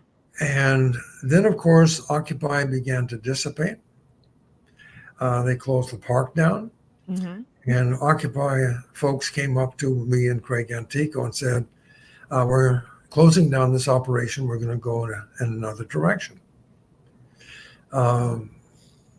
Which, by the way, was a good direction. It was student loan debt. Okay. But Craig and I looked at each other and we said, we can't let that happen. we were hooked. We read the letters from the people whose debt was abolished. We knew what we took off of people's backs. Yeah. So we looked at each other and we said, we can't let this happen. And in January 2014, we founded RIP Medical Debt, Rest in Peace Medical Debt. Okay. Began to starve to death for the next couple of years. Yeah, that happens when you do a startup. Oh, it's terrible, especially a terrible startup. Yeah. Nobody knows who you are and nobody knows about what you're doing and what's medical debt anyway. Yeah. But we were lucky because we were discovered. Discovered by a man by the name of John Oliver. Have you ever heard of him? No, I haven't, and I apologize, I haven't. Well, is he a director in Hollywood? No, he has an organization called Last Week Tonight with John Oliver. It's on HBO. Okay. And he's a comedian. Ah. And somebody on his production team thought it would be a pretty good idea to make fun of debt collectors. For a purpose. What they wanted to do is they were going to position this stint, which is a half-hour show, once a week. They decided to position John Oliver as the new queen of daytime TV to replace Oprah. Okay. Did it work? It did for this, because what they did is they said, what we'll do is Oprah, if you remember, gave away $7 million worth of cars once upon a time. Yes. You get a car. I saw that That's show. right. Nobody can I was forget hoping that. I was going to get a car. Yeah, remember that one. Well, you had to be in that audience. Yeah. So they decided they were going to out Oprah. And they heard about the debt market and they heard you could buy medical debt. So they went out with HBO's money and they, for 60 grand or so, they bought $15 million worth of medical debt in Texas. Wow. And because they set themselves up as a collection agency over the internet Uh-huh. in Mississippi, Uh-huh. which he says, by the way, is the best way to visit Mississippi. So they set up their show, their corporation, Central Asset Recovery Program or something like that, CARP, the bottom feeding fish. Uh-huh. So they set up CARP, and they let the industry know that they were interested in buying debt so they could collect on it. And they were approached by debt sellers. Mm-hmm. They proceeded to buy this debt, $50 million worth of medical debt. And that is what John Oliver was going to give away. Well, so far so good, except for one thing. What? Comedians don't forgive debt. And so as part of the program, they had to search around and find a charity that would actually be legitimately able to receive it, take that debt and forgive it with no tax consequences to the debtor. So they called us up. We met. We went down to HBO headquarters, sat around the table with the producers and the attorneys, and made sure that we knew what we were doing, which we did. We did. And we shook hands, and 2 weeks later, the show aired. Wow. So my wife and I are sitting in our apartment. That's right here, by the way. I can tell. Sitting in front of that TV over there. And we are you in New York? Yes. Yeah, because I heard the sirens going. Yeah, that's New York. Yes, it is. Hate it. So my wife and I had a split of champagne between us, sitting with glasses that just in case he mentioned the name RIP Medical Debt, we'd celebrate. Wow. Well, the program is a half hour. In the first 20 minutes, he's just running the collection and debt buying industry up and down the flag. Deservedly so. Okay. And then finally he gets to the point where he's going to out Oprah, and he tells the audience that what he's going to do is he's going to give away, for forgiveness purposes, $15 million worth of people's debt, medical debt. And then he says, "Are you ready to do that?" And the audience says, "Yes." And he says, "We're going to do it through a 501c3 charity called RIP Medical Debt, and our logo appears above his shoulder." Wow. And then he goes over to a big red button. He hits the big red button. Money comes down from the ceiling, and our website crashes. It was overwhelmed with excitement.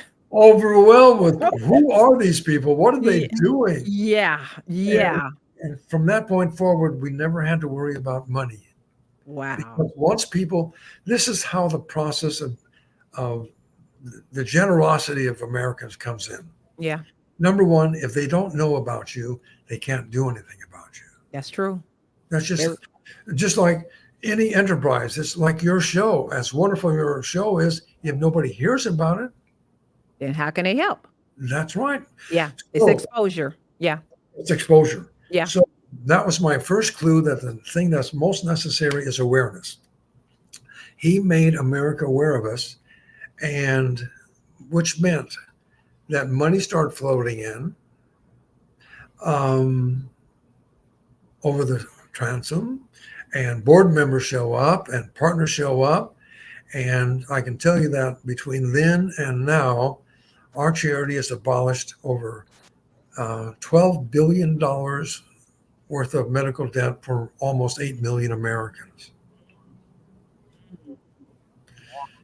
So first thing got to get to know about you, and then it has to touch you. And of course, what isn't touching about wanting to help somebody out of a problem like that? Awareness touches you, and then they got educated, and they went to our website, and we'd written a book called End Medical Debt, and there were articles and there were interviews with us. So they did their homework to find out that we were real. And then once somebody is aware and they're touched and they're educated, there's only one thing left to do, and that's action. That's it. And that and has affected positively the lives of millions of Americans. Yeah. So, but we're not here to talk about that today. Well, but we are, because you are basically explaining how something starts grassroots and takes legs. Yes, But the whole strategic plan was about purpose. Well, what's interesting is that we never planned on that. Right. It was about purpose. It happened to us. Yes. And we were educated in retrospect. What just happened? Oh, people became aware of us. Mm-hmm. What just happened? Mm-hmm. People care. Mm-hmm. What just happened? You need to educate them. Mm-hmm. What just happened? Money came in. Yeah. So that's the joy that I can speak from. And that, Yeah. as I said, fits everybody. But today, what we've done is Craig Antico retired to create his own organization called Forgive Co., Mm-hmm. which is a public benefit corporation. Okay. Public benefit corporations are more interested in the stakeholder as a shareholder. Okay.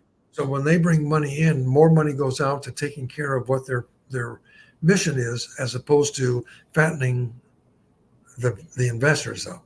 Okay. Mm-hmm. So, and he's created a system around that of purchasing debt and abolishing debt, because that's my buddy. That's what he does. Wow. In my turn, I retired to create, first of all, an organization called Let's Rethink This, and what doesn't need rethinking. Okay. And that was to prepare me in the way that we're putting all this together so that we can serve other organizations in getting that awareness and attention. Then out of that, I discovered that there was a VA program, Veteran Administration program, called Mission Daybreak. And the big thing about Mission Daybreak was that they were going to offer, for competition purposes, $20 million to anybody who had come up with a unique way in which to reduce veteran suicide. Wow. So needed. Oh my God, it's so needed. So needed.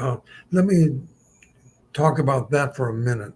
Please. Very few people understand the depths of despair and problems that lead to suicidal ideation that leads to the act itself. Obviously, the obvious ones: homelessness, PTSD, brain trauma, loss of a marriage, loss of a job, loss of a home. Very few people realize that debt is almost always in that world. Either it happens before the problem, Yep. it happens during the problem, or it happens after the problem. Yeah. It's the residue. Yeah. Yeah. And so what that means is that by the best calculations that we've done, that people have come up with, roughly 40 veterans a day, male and female, will commit that final act of self-desperation. Yeah. 40 a day. Yeah. Well, Unfortunately, that's true. yes. Well, so when I discovered that, and I'd already been working with veteran organizations, I said, well, I'm going to enter that contest. So I got a couple of other people to enter the contest with me as Let's Rethink This. And 1,371 organizations went into competition. Would you like to know how many people were selected? I would love to know. 40. Out of 1,000? 1,371. Okay. 1,371. Only 40 were selected? Yes. Why? We were not one of them. Because, well, that's too complicated. If people will write me, jerry@nveterandebt.org, I'll be happy to explain that. Okay. What you know is that motivated me to reach out to other losers, the people who were not selected. I said, let's have a second chance at a first impression. So that's why we created the charity End Veteran Debt and Veteran Mission Possible. veteranmissionpossible.com Uh-huh. and .org. And what's our purpose? Is to get everybody together Mm-hmm. to go out and do a major campaign called Operation Debt Day. That day. Okay. Does a calendar of June 6th mean to you that date? Yeah. Off the top of my head, I know it means, is it D-Day? That is, you're right on target. Well, what a heck of a producer I am. Oh, You are boy. great. Well, that was 80 years ago. Are you Yeah. aware? On June 6th this year, that was 80 years ago. So Yeah. we're dedicated to raising enough money to abolish $1 million worth of veteran debt for each of those 80 years. Wow. Mr. And we're Jerry, gonna- you are awesome. I'm Well, serious. You're phenomenal. I'm serious. it's our intention. And Yeah. we need partners. We need donors. We need sponsors. And we'd love to talk to your station about that, by the way, Yeah. to go on this nationally. And Mhm. to give you an idea how great this is, Yeah. do you know how much it takes to buy $1 million worth of veteran debt and take it off their backs? How much? $30,000. That's all? That's all. Mr. Jerry, are you serious? 30,000 erases 1 million? That's right. How is that possible, Mr. Jerry? Seriously. Because this is debt. Now, when a veteran gets debt, it's everything from debt of necessity, which Mm. putting tires on the car, Mhm. putting food on the table, Mhm. having up his credit card, Okay. overpriced debt, Consolidation, I get it. Yeah. right? Yeah. Or Yeah. the payday lender, the car notes. These people, predatory, Mhm. that lend that money with a pretty good idea that they charge so much money that even if the veteran goes under, they're still going to get some of their money back. Wow. So that debt is sold into the debt collections industry through debt buyers. Mhm. Craig Antico and I are partnered. Mhm. We raise the money. He Mhm. takes that money, goes to the industry, Mhm. buys that debt on our behalf and on our donors' behalf so that we can legitimately forgive it. That's what we're doing. That's what we're asking your audience to listen up to. Okay. So it's my pleasure, Mr. Jerry, to welcome you and Veteran Desk and your colleagues to this show officially as a sponsoring partnership programming show so you can do exactly what you want to across the world. Yes. You asked for it, now you got it. We're going to have some fun together because that's the best news I've heard all day long. To help a veteran in its debts, to pay down its bills. And yeah, what better thing can you give a person other than a fresh new start? Oh my God. Yeah. Why file bankruptcy when you don't have to because you got in veteran debt right here? Oh, Mr. Jerry, you are Santa Claus all over, I tell you. We are Santa Claus. You're Santa Claus in August, I tell you. Yeah, you are. What a blessing from God you are, truly. I am looking forward to doing whatever it takes to meet you, your partners, and program whatever is need to get the information and resources to the audience so that you can help them eliminate their debts. Because why? They put the boots on, they took an oath of honor to serve this country, and they should live a decent life without worrying about debt if they don't have to. Absolutely. Welcome aboard. Thank you, my dear. No, thank you, sir. I'm serious from the bottom of my heart. This is a blessing. Yes, it is. To give you an idea of the population you'll be reaching out to, Yes, sir. there are roughly 20 million veterans in America. Mm-hmm. That's only about 6% of our population. Mm-hmm. Only 1% of our population has ever put on a uniform over all the years on average. Mm-hmm. So when you think you're taking care of those folks and their families, that's exactly what your station and your donors and your listeners will be doing. Absolutely. Absolutely. Because it's a 40 million population if you consolidate the totality of retired, active, and family members. It's 40 million easily.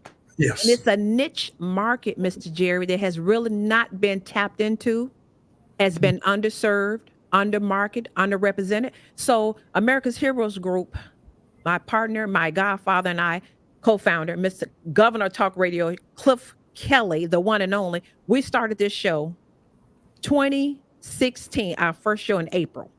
Wow. Yeah.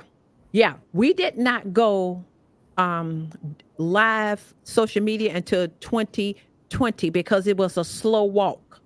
Like you said, when you're first getting started, nobody knows you. Nobody wants seriously. And then our first show with our partner, Jesse Brown, VA. I remember that, September 2020. We launched our first podcast, October 2020. And as of today, the podcast downloads less than 4 years ago, 5,837,000 and some numbers. We are in 1,152 cities. We are in 72 countries. We have 113,000 YouTube subscribers, and we are growing just like that. Because why? The show is about resources and information. It's about making sure that family members, active members, veterans, and others are connected to information that empowers them. Because once you understand and you know what you're looking for, you can then make an intelligent, informed decision. So that's what the grounds of the foundation of America's Heroes Group is about. That's where it is. After that, it does not matter to me. Because we're 501c3. So guess what? I don't give a damn about your politics. I care about your results. I care about if these veterans and the military family members know what they need to know to do what they need to do to get what they need to get. I care about housing. I care about food. I care about benefits. I care about what's needed for them. That's what this show is about. So thank you, sir, for joining us in this fight. Thank you. I feel like I have an army behind me. Yeah, you do. You have a partner, and his name American Heroes Group. Army and Navy and Air Force and Marines. There you go. All of our buddies. All veterans matter. Period.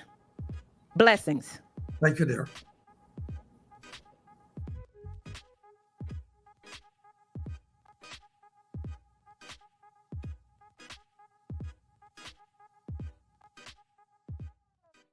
Welcome to AHG Connects, where voices, information, and resources are empowered intentionally.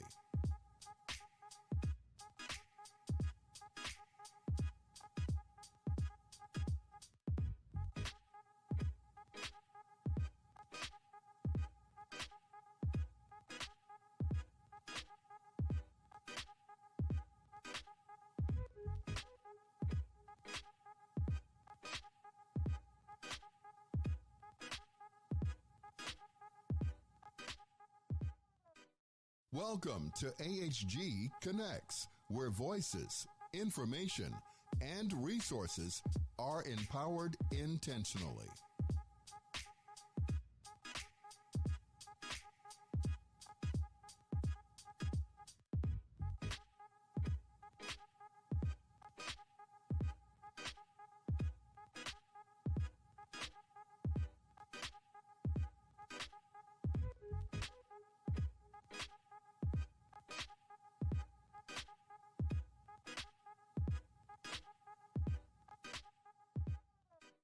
Welcome to AHG Connects, where voices, information, and resources are empowered intentionally.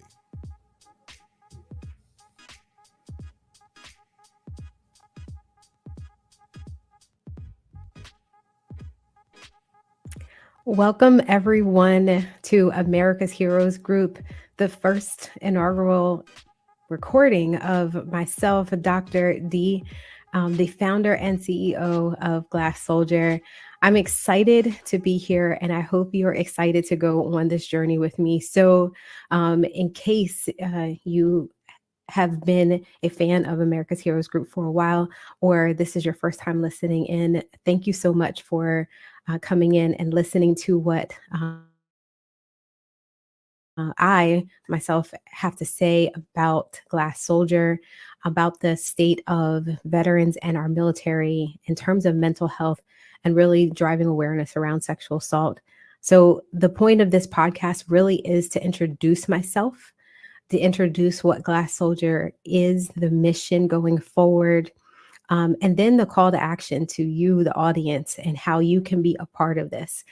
To me, it's obvious that you're listening to this podcast and you're listening to this broadcast because you are very interested or interested in what's going on in the state of our military personnel, our military service connected personnel, to include family members, spouses, and children, and how our larger community can support them. So again, my name is Dr. D, government name Dr. Deandra Poe, but I'm more affectionately known as Dr. D. So just to kind of give you a background of who I am and how I came to be here with you all today. So the point, I guess I'll start from the beginning of my journey. I joined the military when I was 31 years old, 2011. But prior to that, and how I came to join at 31, I was actually married to a service member almost directly out of high school. It's your classic boy meets girl in high school story, except for mine spanned 10 years in an abusive marriage. The entire time that I was a military spouse, though, I was very much involved and connected to the family readiness group. In the Army, we call it the FRG. In other branches like the Navy, they call it Fleet and Family Services. But the point of that organization is to really help family members connected to the commander and the Army in itself, bring themselves into what the soldiers are going through to help support the families, the spouses during times of deployment, and also back in at home. And so I became involved because, and I've told this story quite a bit over the last few years, but it still brings up emotions because I know that there are men and women that are still experiencing DV in the military, and in some cases, they're still having to fight for justice. They're still having to go through the same processes that I went through almost over 20 years ago.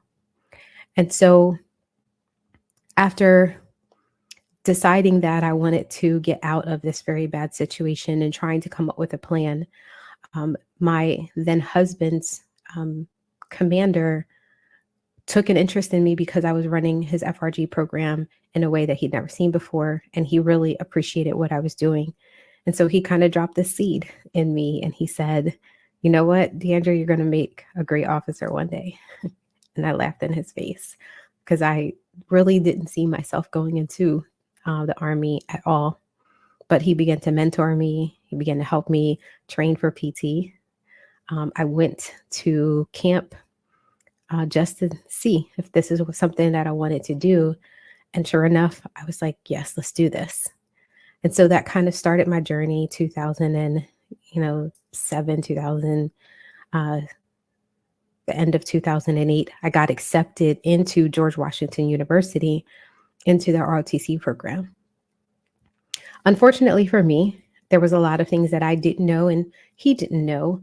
But again, I was 30 years old. So when I arrived here at GW, for some reason, leadership wasn't tracking that. You have to commission before the age of 31, unless your school is willing to write basically a waiver to say, yeah, we know that she's older, but we're going to take her anyway. She's motivated. She can do this. GW was not willing to do that. And this is no shade to GW at all, because I've met some really great people that came through the program. But I had found myself in a situation now where I was unhoused. I was not in school. And so there were a few months where I was sleeping on people's couches in dorm rooms because the alternative was going back home to my soon-to-be ex-husband, because I was trying to divorce him at the time, and put myself back into another domestic situation. And I did. Because I was not in school and unhoused, I found myself back at his doorstep. I guess the fortunate thing for me is that he was stationed here in Maryland and I was right in DC. And so through recruiting and some other people that saw my potential, I wind up getting a waiver to go to Bowie State University, which is not far from Fort Meade. So the entire time that I was at Fort Meade and going to Bowie State University, he was sort of removed from the house. The last incident that we had made the decision that this was like the end of our marriage. And I knew then that the Army was, at least his leadership wasn't going to step in and help. And that kind of just fueled me even more to become an officer, to make sure that I took care of soldiers the way that I've seen some of the leadership fail. And I say some because we all know that it's not everyone, including my mentor, his former commander, were one of the very few people that I had the privilege of working with and knowing that helped me understand that this is not the norm. And so in 2011, I commissioned from Bowie State University into the Transportation Corps. Also not on my radar. I had plans of becoming a lawyer. That was the goal of me going to GW. That was the goal of me going into sociology and pre-law and studying law, doing a lot of things with law at Bowie State University. But as God would have it, my appendix burst right before I was supposed to go to camp and right in the middle of me taking my LSATs. And I took that as a sign that I was not supposed to be a lawyer. That was not the direction I was going in. I really wish there would have been a less dramatic way of me not going into law. But nonetheless, I trained really hard over the next couple of weeks because my leadership was concerned between my age and me being very short. I'm not going to tell anybody how short I am. And then on top of it, this medical issue, was I going to be able to pass advanced camp? But I did. I had a really great friend of mine who I went to high school with, who was also in the Army and just happened to live in Bowie, Maryland, trained me and got me ready for advanced camp. And I did, and I went. And so I commissioned in 2011. Like everyone else in their ROTC journey, I had to go to BOLIC, just basic officer leader course. But what's important to this story and going forward subsequently was that because I was an older and non-traditional student at Bowie State University, there were a lot of things that I wasn't taught or given knowledge of around sexual assault, sexual harassment, because most of the leadership were my peers in terms of age. And that's important. And I want you to put a pin on that going forward, because whenever you hear me talk going forward, it's important that we understand the dynamics, especially today when we have people going in that are older and not just straight out of high school. I was talked to and I was looked at as a peer often, and not just as a cadet, as if I had it. And so there was a lot of confusion about my life skills versus my tactical skills. And so going to BOLIC, going into my first duty assignment, those things played a role. And so fast forward, I'm done with BOLIC right before Thanksgiving, I believe. And I get to my first duty assignment. Now, again, I left out a critical piece, and I hope my children forgive me. I was a mother of three incredible people, 2 boys and a girl. And in the midst of leaving that abusive relationship, commissioning, and getting to my new duty assignment, my children stayed here at Fort Meade, Maryland, which is where we were, while I got things ready for them at Fort Stewart, Georgia, which was my first assignment. I wanted them to at least finish out the first half of the year and come around Christmas time so they can do their second half. Anyone who has been married to a service member or been in a service with their children understand that PCSing, pulling your kids out of school, is a task in itself. My middle son is on the spectrum. And so there was a lot that had to be put in place and things that I had to do as a mother of a special needs kid. So again, I get there December 1st, 2011. And like everyone else who comes into the military, you have to in-process. And they separate the officers from enlisted. I was in processing with one other person while the enlisted were kind of walked through the process. They kind of look at officers like, surely you can figure this out. And they sent us off to do that. They basically give you a paper and send you on a scavenger hunt to find buildings that have numbers on them and no street addresses. It's an awful game that they play when you're coming in and when you're leaving the military. And so this person presented himself as an ally and said, hey, like I've done this before, because he outranked me. Let me help you. And that's key to the story as well. And going forward, when I teach on mental health and prevention, it's key because this person presented themselves very much as someone who could help me. I'm new.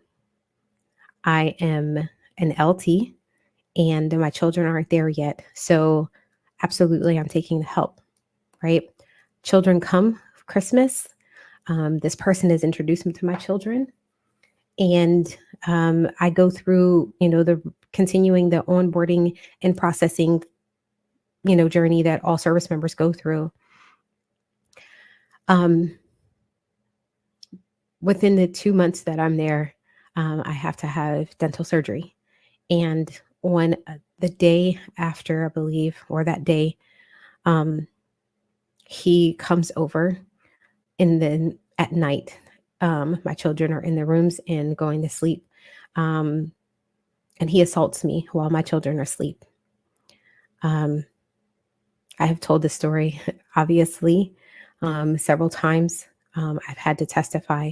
My children have had to be subpoenaed during this. And the journey from the time that he assaulted me until I came forward spanned a couple of months because, again, there were some things that I did not learn while I was in ROTC, and that was, who do I turn to when something like this happens? Who do I report? As a woman of faith, I immediately called the chaplain because I didn't know where to go. It's not the wrong answer, but the chaplain had to put me in touch with the people that could help me. And so at first, I did not want to come forward. I filed in the military what they call a restricted report. And you have two options. Restricted, meaning you don't want to tell the police who it was or, as many details as possible, but you just want help. You don't want leadership involved or anything like that. And then there's unrestricted, where you want a full-on investigation. I chose to restrict mine out of fear because of this person's rank and the things that they were saying to me. It took me several months to come forward after a lot of other things and things that I'm going to be willing to share as we talk about mental health, survivorship, and prevention through this podcast. I was expedited, what they called an expedited transfer to Fort Hood, Texas. After I came forward for my safety and my children's safety, I eventually went to trial. He received 5 years in prison and is a registered sex offender. I spent the better part of the 6 years that I was in the military really advocating for myself, my children. It took 2 years to go to trial. So you have to think this happened at the top of 2012. We didn't go to trial until July of 2014. I was out of the military by 2016. So from the time that I went to trial until the time that it left in those 2 years, there was a lot of retaliation, a lot of learning about myself, a lot of learning about mental health and triggers and things that were going on with me that I yet understood and was trying to navigate, all while trying to maintain my career. I absolutely and emphatically did not want to get out. I was for sure that I would spend 20 years in. That was the goal. But again, God has a funny way of directing your path in a different way. And so a social worker saved my life just when I was about ready to give up and make a permanent decision to a temporary problem. She gave me another chance. And because of that, the next month I enrolled in getting my master's degree in social work. And I have been on this journey of prevention and sexual assault ever since then. I am motivated by my tragedy, but I am passionate about my purpose and helping other survivors. The point of this podcast is to do just that.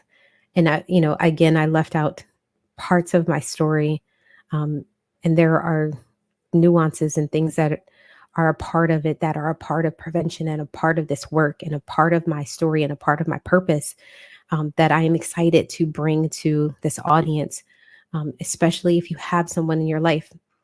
Yes, there's the uniqueness about service members and veterans and what we go through, all the nuances of having to serve while surviving.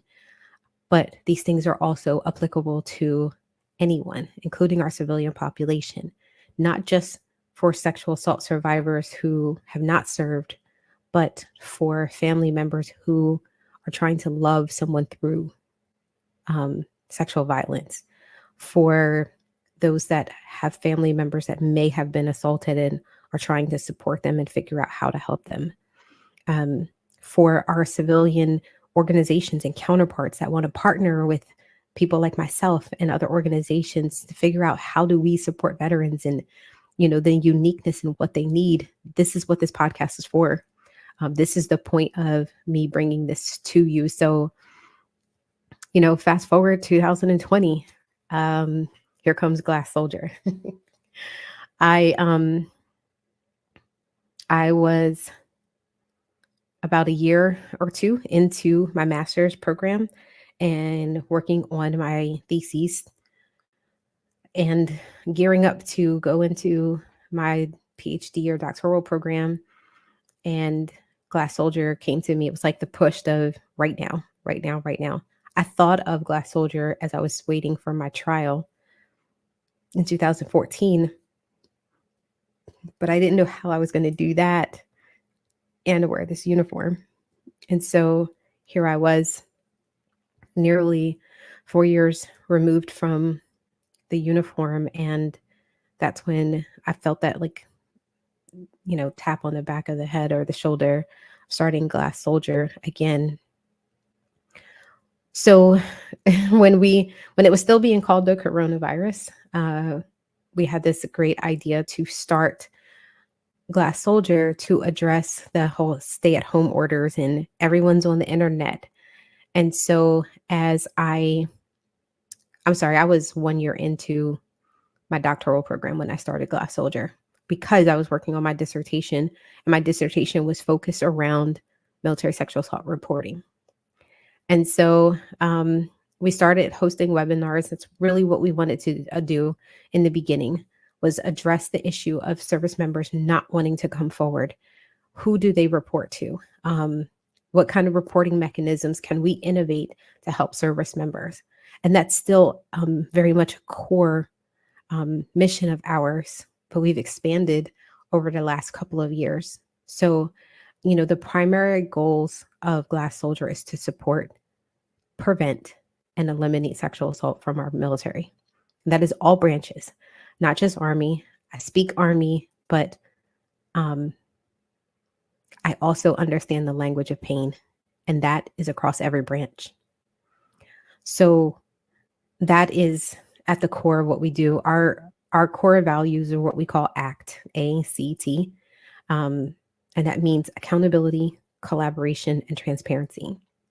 To hold those accountable who have done harm, hold those accountable who are inactionable when harm is being done, and to hold ourselves accountable as an organization to focus on what needs to happen, and that's the prevention part.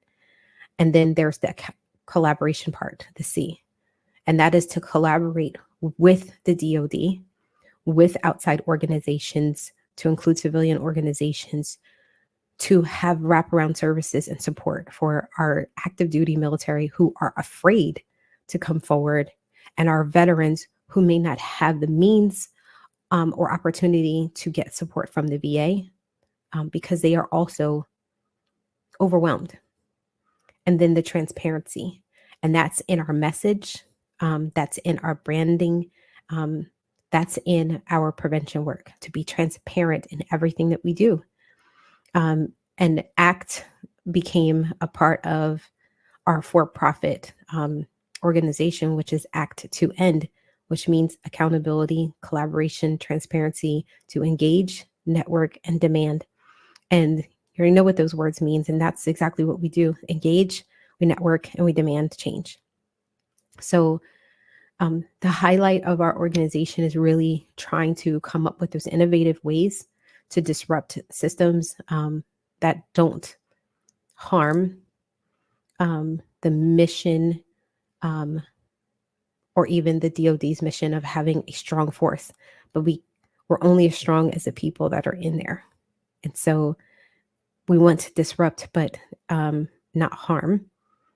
And then to remain data-driven, collecting the data, understanding what's happening, boots on the ground.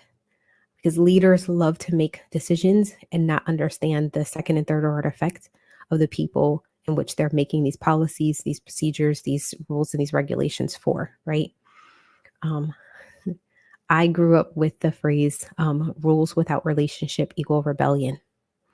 And so we have to develop a relationship with the DoD, with these organizations, but more importantly with our soldiers, to not just tell them this is why you do this, but the relationship that comes with it, getting to know your service members, the connectedness of building a strong force. So that is Glass Soldier at its core, and what we're trying to do. Building our programs to address PTSD, to address our workshops that help with prevention, our fundraising efforts so that we can have MST-focused retreats, MST-focused webinars, and MST-focused prevention. So that is a part of what Glass Soldier is doing. On this podcast, my goal is to educate you on the mental health aspect about PTSD as it relates to MST, and everything else that comes along with it. And so I'll be talking about various things in terms of mental health, suicide, women, veteran issues, survivorship in terms of men, and hope, bringing on male survivors and other voices to this podcast that can help elevate the voice of veterans and survivors at large, right? Partnering with organizations as well, and not just the voices that agree with us, but the voices that don't, right? Because there's opposition clearly, or otherwise there would be a lot more. There will be a lot more people sitting in jail. There will be a lot more leaders who are held accountable. And so there's pushback. And my hope is to bring on those people that are offering the pushback, and for them to be brave enough to come up and say why. We need to understand so that we can come together collaboratively, not just to, go back and forth, but to find common ground, and hopefully, they'll give us a playbook of why they're pushing back, and we can put our playbook together and say why you shouldn't. So that, also a part of what we're going to do on this show, and highlight that everything is not going to be bad. I like to think of myself as a funny person, so I'll definitely be bringing some humor to some of this, because yeah, you have to laugh to keep yourself from crying. I'm sure you've all heard that before. And so I'm very excited about being a part of America's Heroes Group. There's real life impact to what this organization is doing, what I'm trying to do going forward. So I cannot wait to come and share success stories and testimonies from people that I've worked with, and hopefully the audience as well. We'll discuss our measurable impacts and achievements along the way. And I'm excited that you get to come along with me because Glass Soldier will be doing our official relaunch 1 October.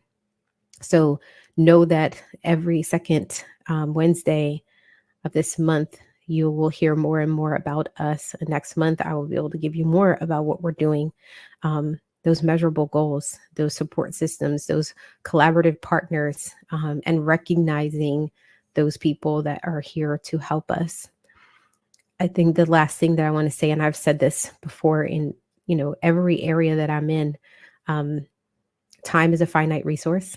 It's one that I cannot give back to you once it's spent. So whenever someone gives me their time, I'm extremely grateful for that. I thank you all for listening, and I look forward to talking to you again next time.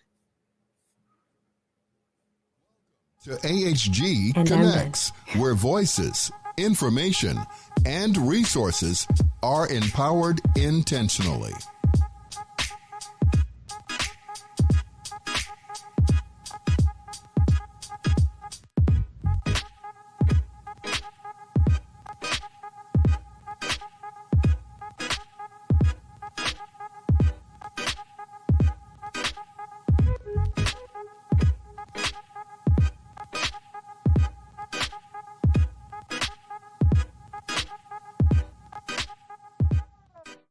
Welcome to AHG Connects, where voices, information, and resources are empowered intentionally.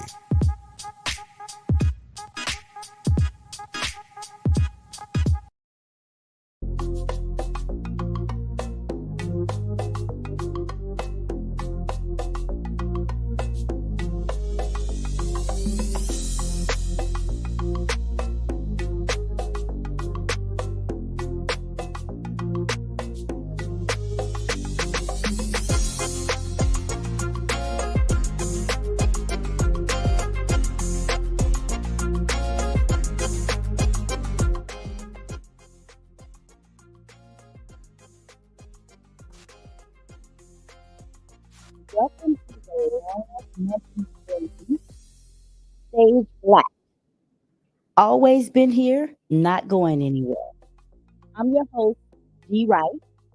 This month's show will feature two members of the National Association of Black Military Women, Beverly Bailey and Donna Kirkwood. These military women veterans are here to discuss their military service, the history of the organization, the importance of her story, and the 23rd biannual convention coming up right here in downtown Chicago, the third week in September. Here in the studio, I'm with Beverly Bailey. Thank you. She has attended every convention since the organization formed. Is that correct? Yes. Okay. Beverly is a United States Navy veteran that started her career even before joining the Navy. She participated in the Junior Recruits Officers Program, where she excelled in academics and received a certificate for outstanding women's achievement. Welcome, U.S. Navy vet Beverly Bailey. Thank you. So let's just jump right into it. Can you tell us about your military service, why you joined the National Association for Black Military Women, and how important is this convention to her story, our story? It's well, I started out as a Girl Scout when I was a little girl, and then when I went into high school, I went into junior ROTC, and I always was fascinated with a uniform, and I always wanted to serve my country.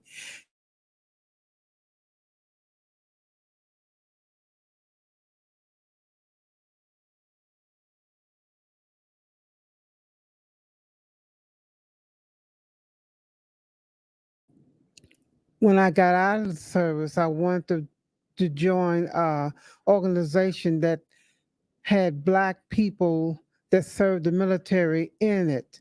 So I had got with a friend of mine, and she belonged to the NABMW, and I asked her about it, and she introduced me to the organization, and I was fascinated with what I saw. I saw officers, Black officers, and all type of military people, and I enjoyed it. And every other year, we get together and we have seminars and we go on trips and we just have a good time with each other.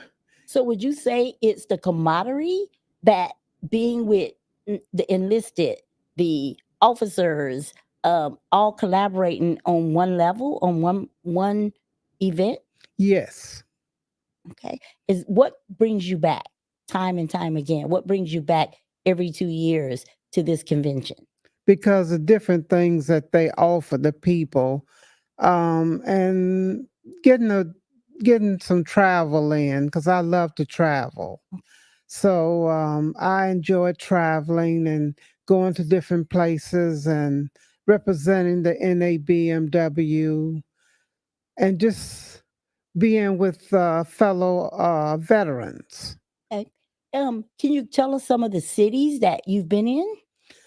I've been to Georgia, Atlanta, Georgia. I've been to Savannah, Georgia, Phoenix, Arizona. Okay. Just to name a few. And let me see, what else have I been to?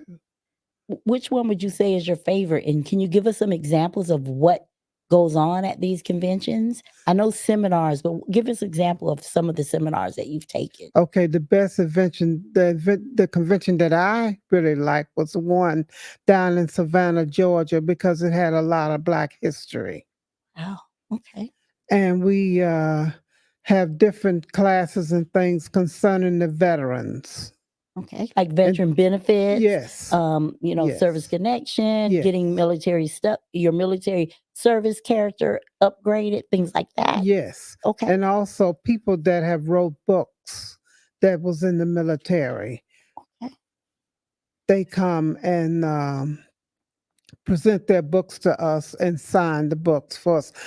Two people came, one person in particular that I read about before I met her, and that's Adams Ender, Clara Adams Ender. She came to our last convention at San Antonio, and she spoke to the audience and told us different things about her military experience. And she had brought her books, and we bought books from her, and she signed them. Okay. So can I ask you a little bit more about your military service? What was your job? Or in the Navy, we say rating, right? We call it rating. Yes. I was a communications specialist, radioman. Okay. So I can relate. I was a CT, a cryptologist technician. So how did that influence your decision to, what did you do when you get out? What did you do with your military experience when you got out? When I got out, I started working in an office for Veterans Administration. I did secretarial work and Xeroxing and just office work. Okay, that sounds good. That's one thing that the military does for women veterans is give us skill sets that we maybe otherwise would not have received. The other thing I would like to ask you is, I understand that you are creative and you have written something about her story, something about your story. Would you like to present that at the end of our show today? Yes, I would. Okay, that will be great.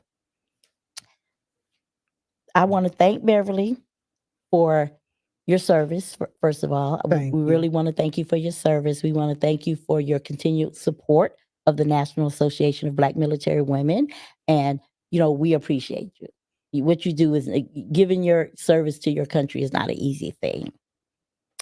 I would like to introduce our second guest, who is joining us on live stream, U.S. Army veteran and a member of the National Association of Black Military Women, Miss Donna Kirkwood. Hello. Hello, Donna. Hi. She is an Iraq war vet that served over 20 years in the military as a cook.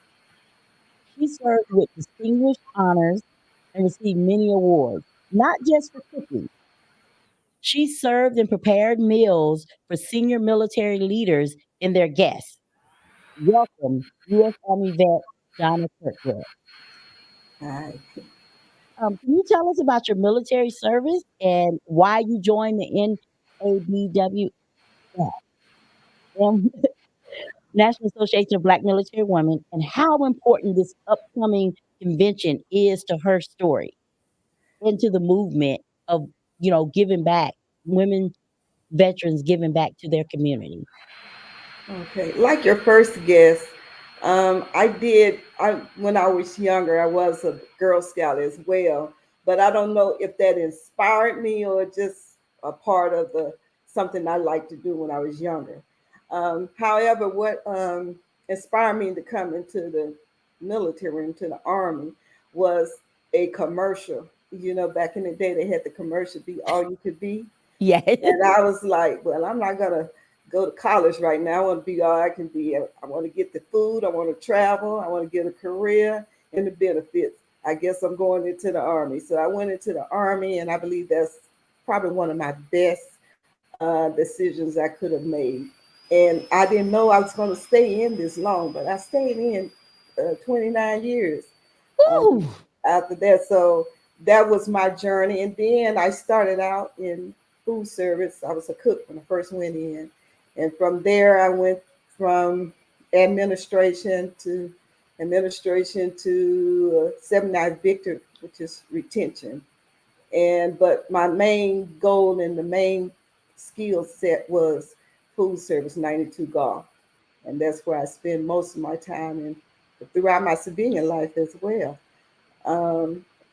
It also, I guess it was very beneficial to the fact that it allowed me to work for the commanding general in Iraq when I was deployed. So food service took me more places than the other MOSs that I had, So well, obviously you were very good at it, because they don't let anybody cook for for those senior military leaders. So would you say your skills in the military were transferable to the civilian life after 29 years? Absolutely. I actually got out and got a bachelor's in food system management with the University of Memphis. However, food service has taken me to these positions. I work with the Federal Bureau of Prisons, where I supervise the inmates in the food service department. I supervise female at the women's jail. I've been a nutrition service manager for the school system. Best that Yeah, the food service took me a long way. It is so an honor to meet someone of your level, and the persistence that you have shown in your service. What led you to the National Association of Black Military Women? Well, my friend, I met my friend named Latia. She's a warrant officer. I believe she's a retired warrant officer. Latia Sutton. She was telling me about this organization, and she's a good salesperson. So she told me a little bit about it, and I was like, okay, I'm going to join. I joined right away because I know she's a diligent person. I told her she should be president one day. So I joined it, and I really like it because it allowed me to be among other women. Doesn't matter the branch, but other women that has similar experience, or just just being with someone that has done the same thing as you have. Military it doesn't mean the job skill, but just the branches to serve your country. I think that's what I really like and enjoy about this particular organization. When I found out the history about it and how they started in the women's, Miss Carter, Miss Brown, how they came together and they came up here, they call it the Black Whack, back then. And I said they had to do that because obviously they wasn't being acknowledged by the other organization. And sometimes we tend, as Black women, tend to get pushed aside. And that's sort of like, hey, we are important as well. So that's what I liked about it. And then I can't wait to go to this here first convention in Chicago. But I would have went to San Antonio, but due to some illness in my family, I wasn't able to go at that particular time. But I'm very excited this time. Thank you. That was amazing. Let me ask you some additional questions. Um, as a person who served 29 years in the military, what advice can you give to another young lady who is thinking about going into the military? She's unsure, but she's thinking about it. What advice would you give to her? I think a lot of young folks focus on what they think they heard. I think the experience when you go in is not as where you got a bunch of people yelling at you. I think that's their main concern. That somebody yelling at them and they got to do all these. Well, that's just a part of gearing you to what you're gonna. Because people forget you serving your country. So your job is going to be very important to your country. And you go in there, I believe that they have all the benefits. Yeah, they push that out there, but I believe it's something you really want to do. If you don't want to do it, you probably won't succeed. It has to be something you want to do. I think you should give it a try. And basically, when you give it a try, you find out you like it more than you expected. I would tell them to stay focused, to be diligent, work hard in that career when they get it. Be the best, like the commercial said. Be all you can be all you can be. Because soon as you get ranks, you can be something else. It takes you higher and higher. You don't have to stay low. You could go higher and higher. It's a lot of opportunities in the military. Oh, so there you have it. There you have it. Thank you, Ms. Donna Kirkwood. We really appreciate your service. I want to personally say thank you for your service. I'm also a U.S. Navy vet, but your experience is amazing. Your experience, Miss Bailey, is wonderful. We're excited to promote the National Association of Black Military Women and what they do. Um, if you want to know more about the National Association of Black Military Women, you can go to their website at www.nabmw.org, or you can simply join the organization at the 23rd Biannual Convention being held in Chicago, September the 18th through the 22nd. I wanted to squeeze that in because I have a couple more questions for Miss Bailey before we get to your poem.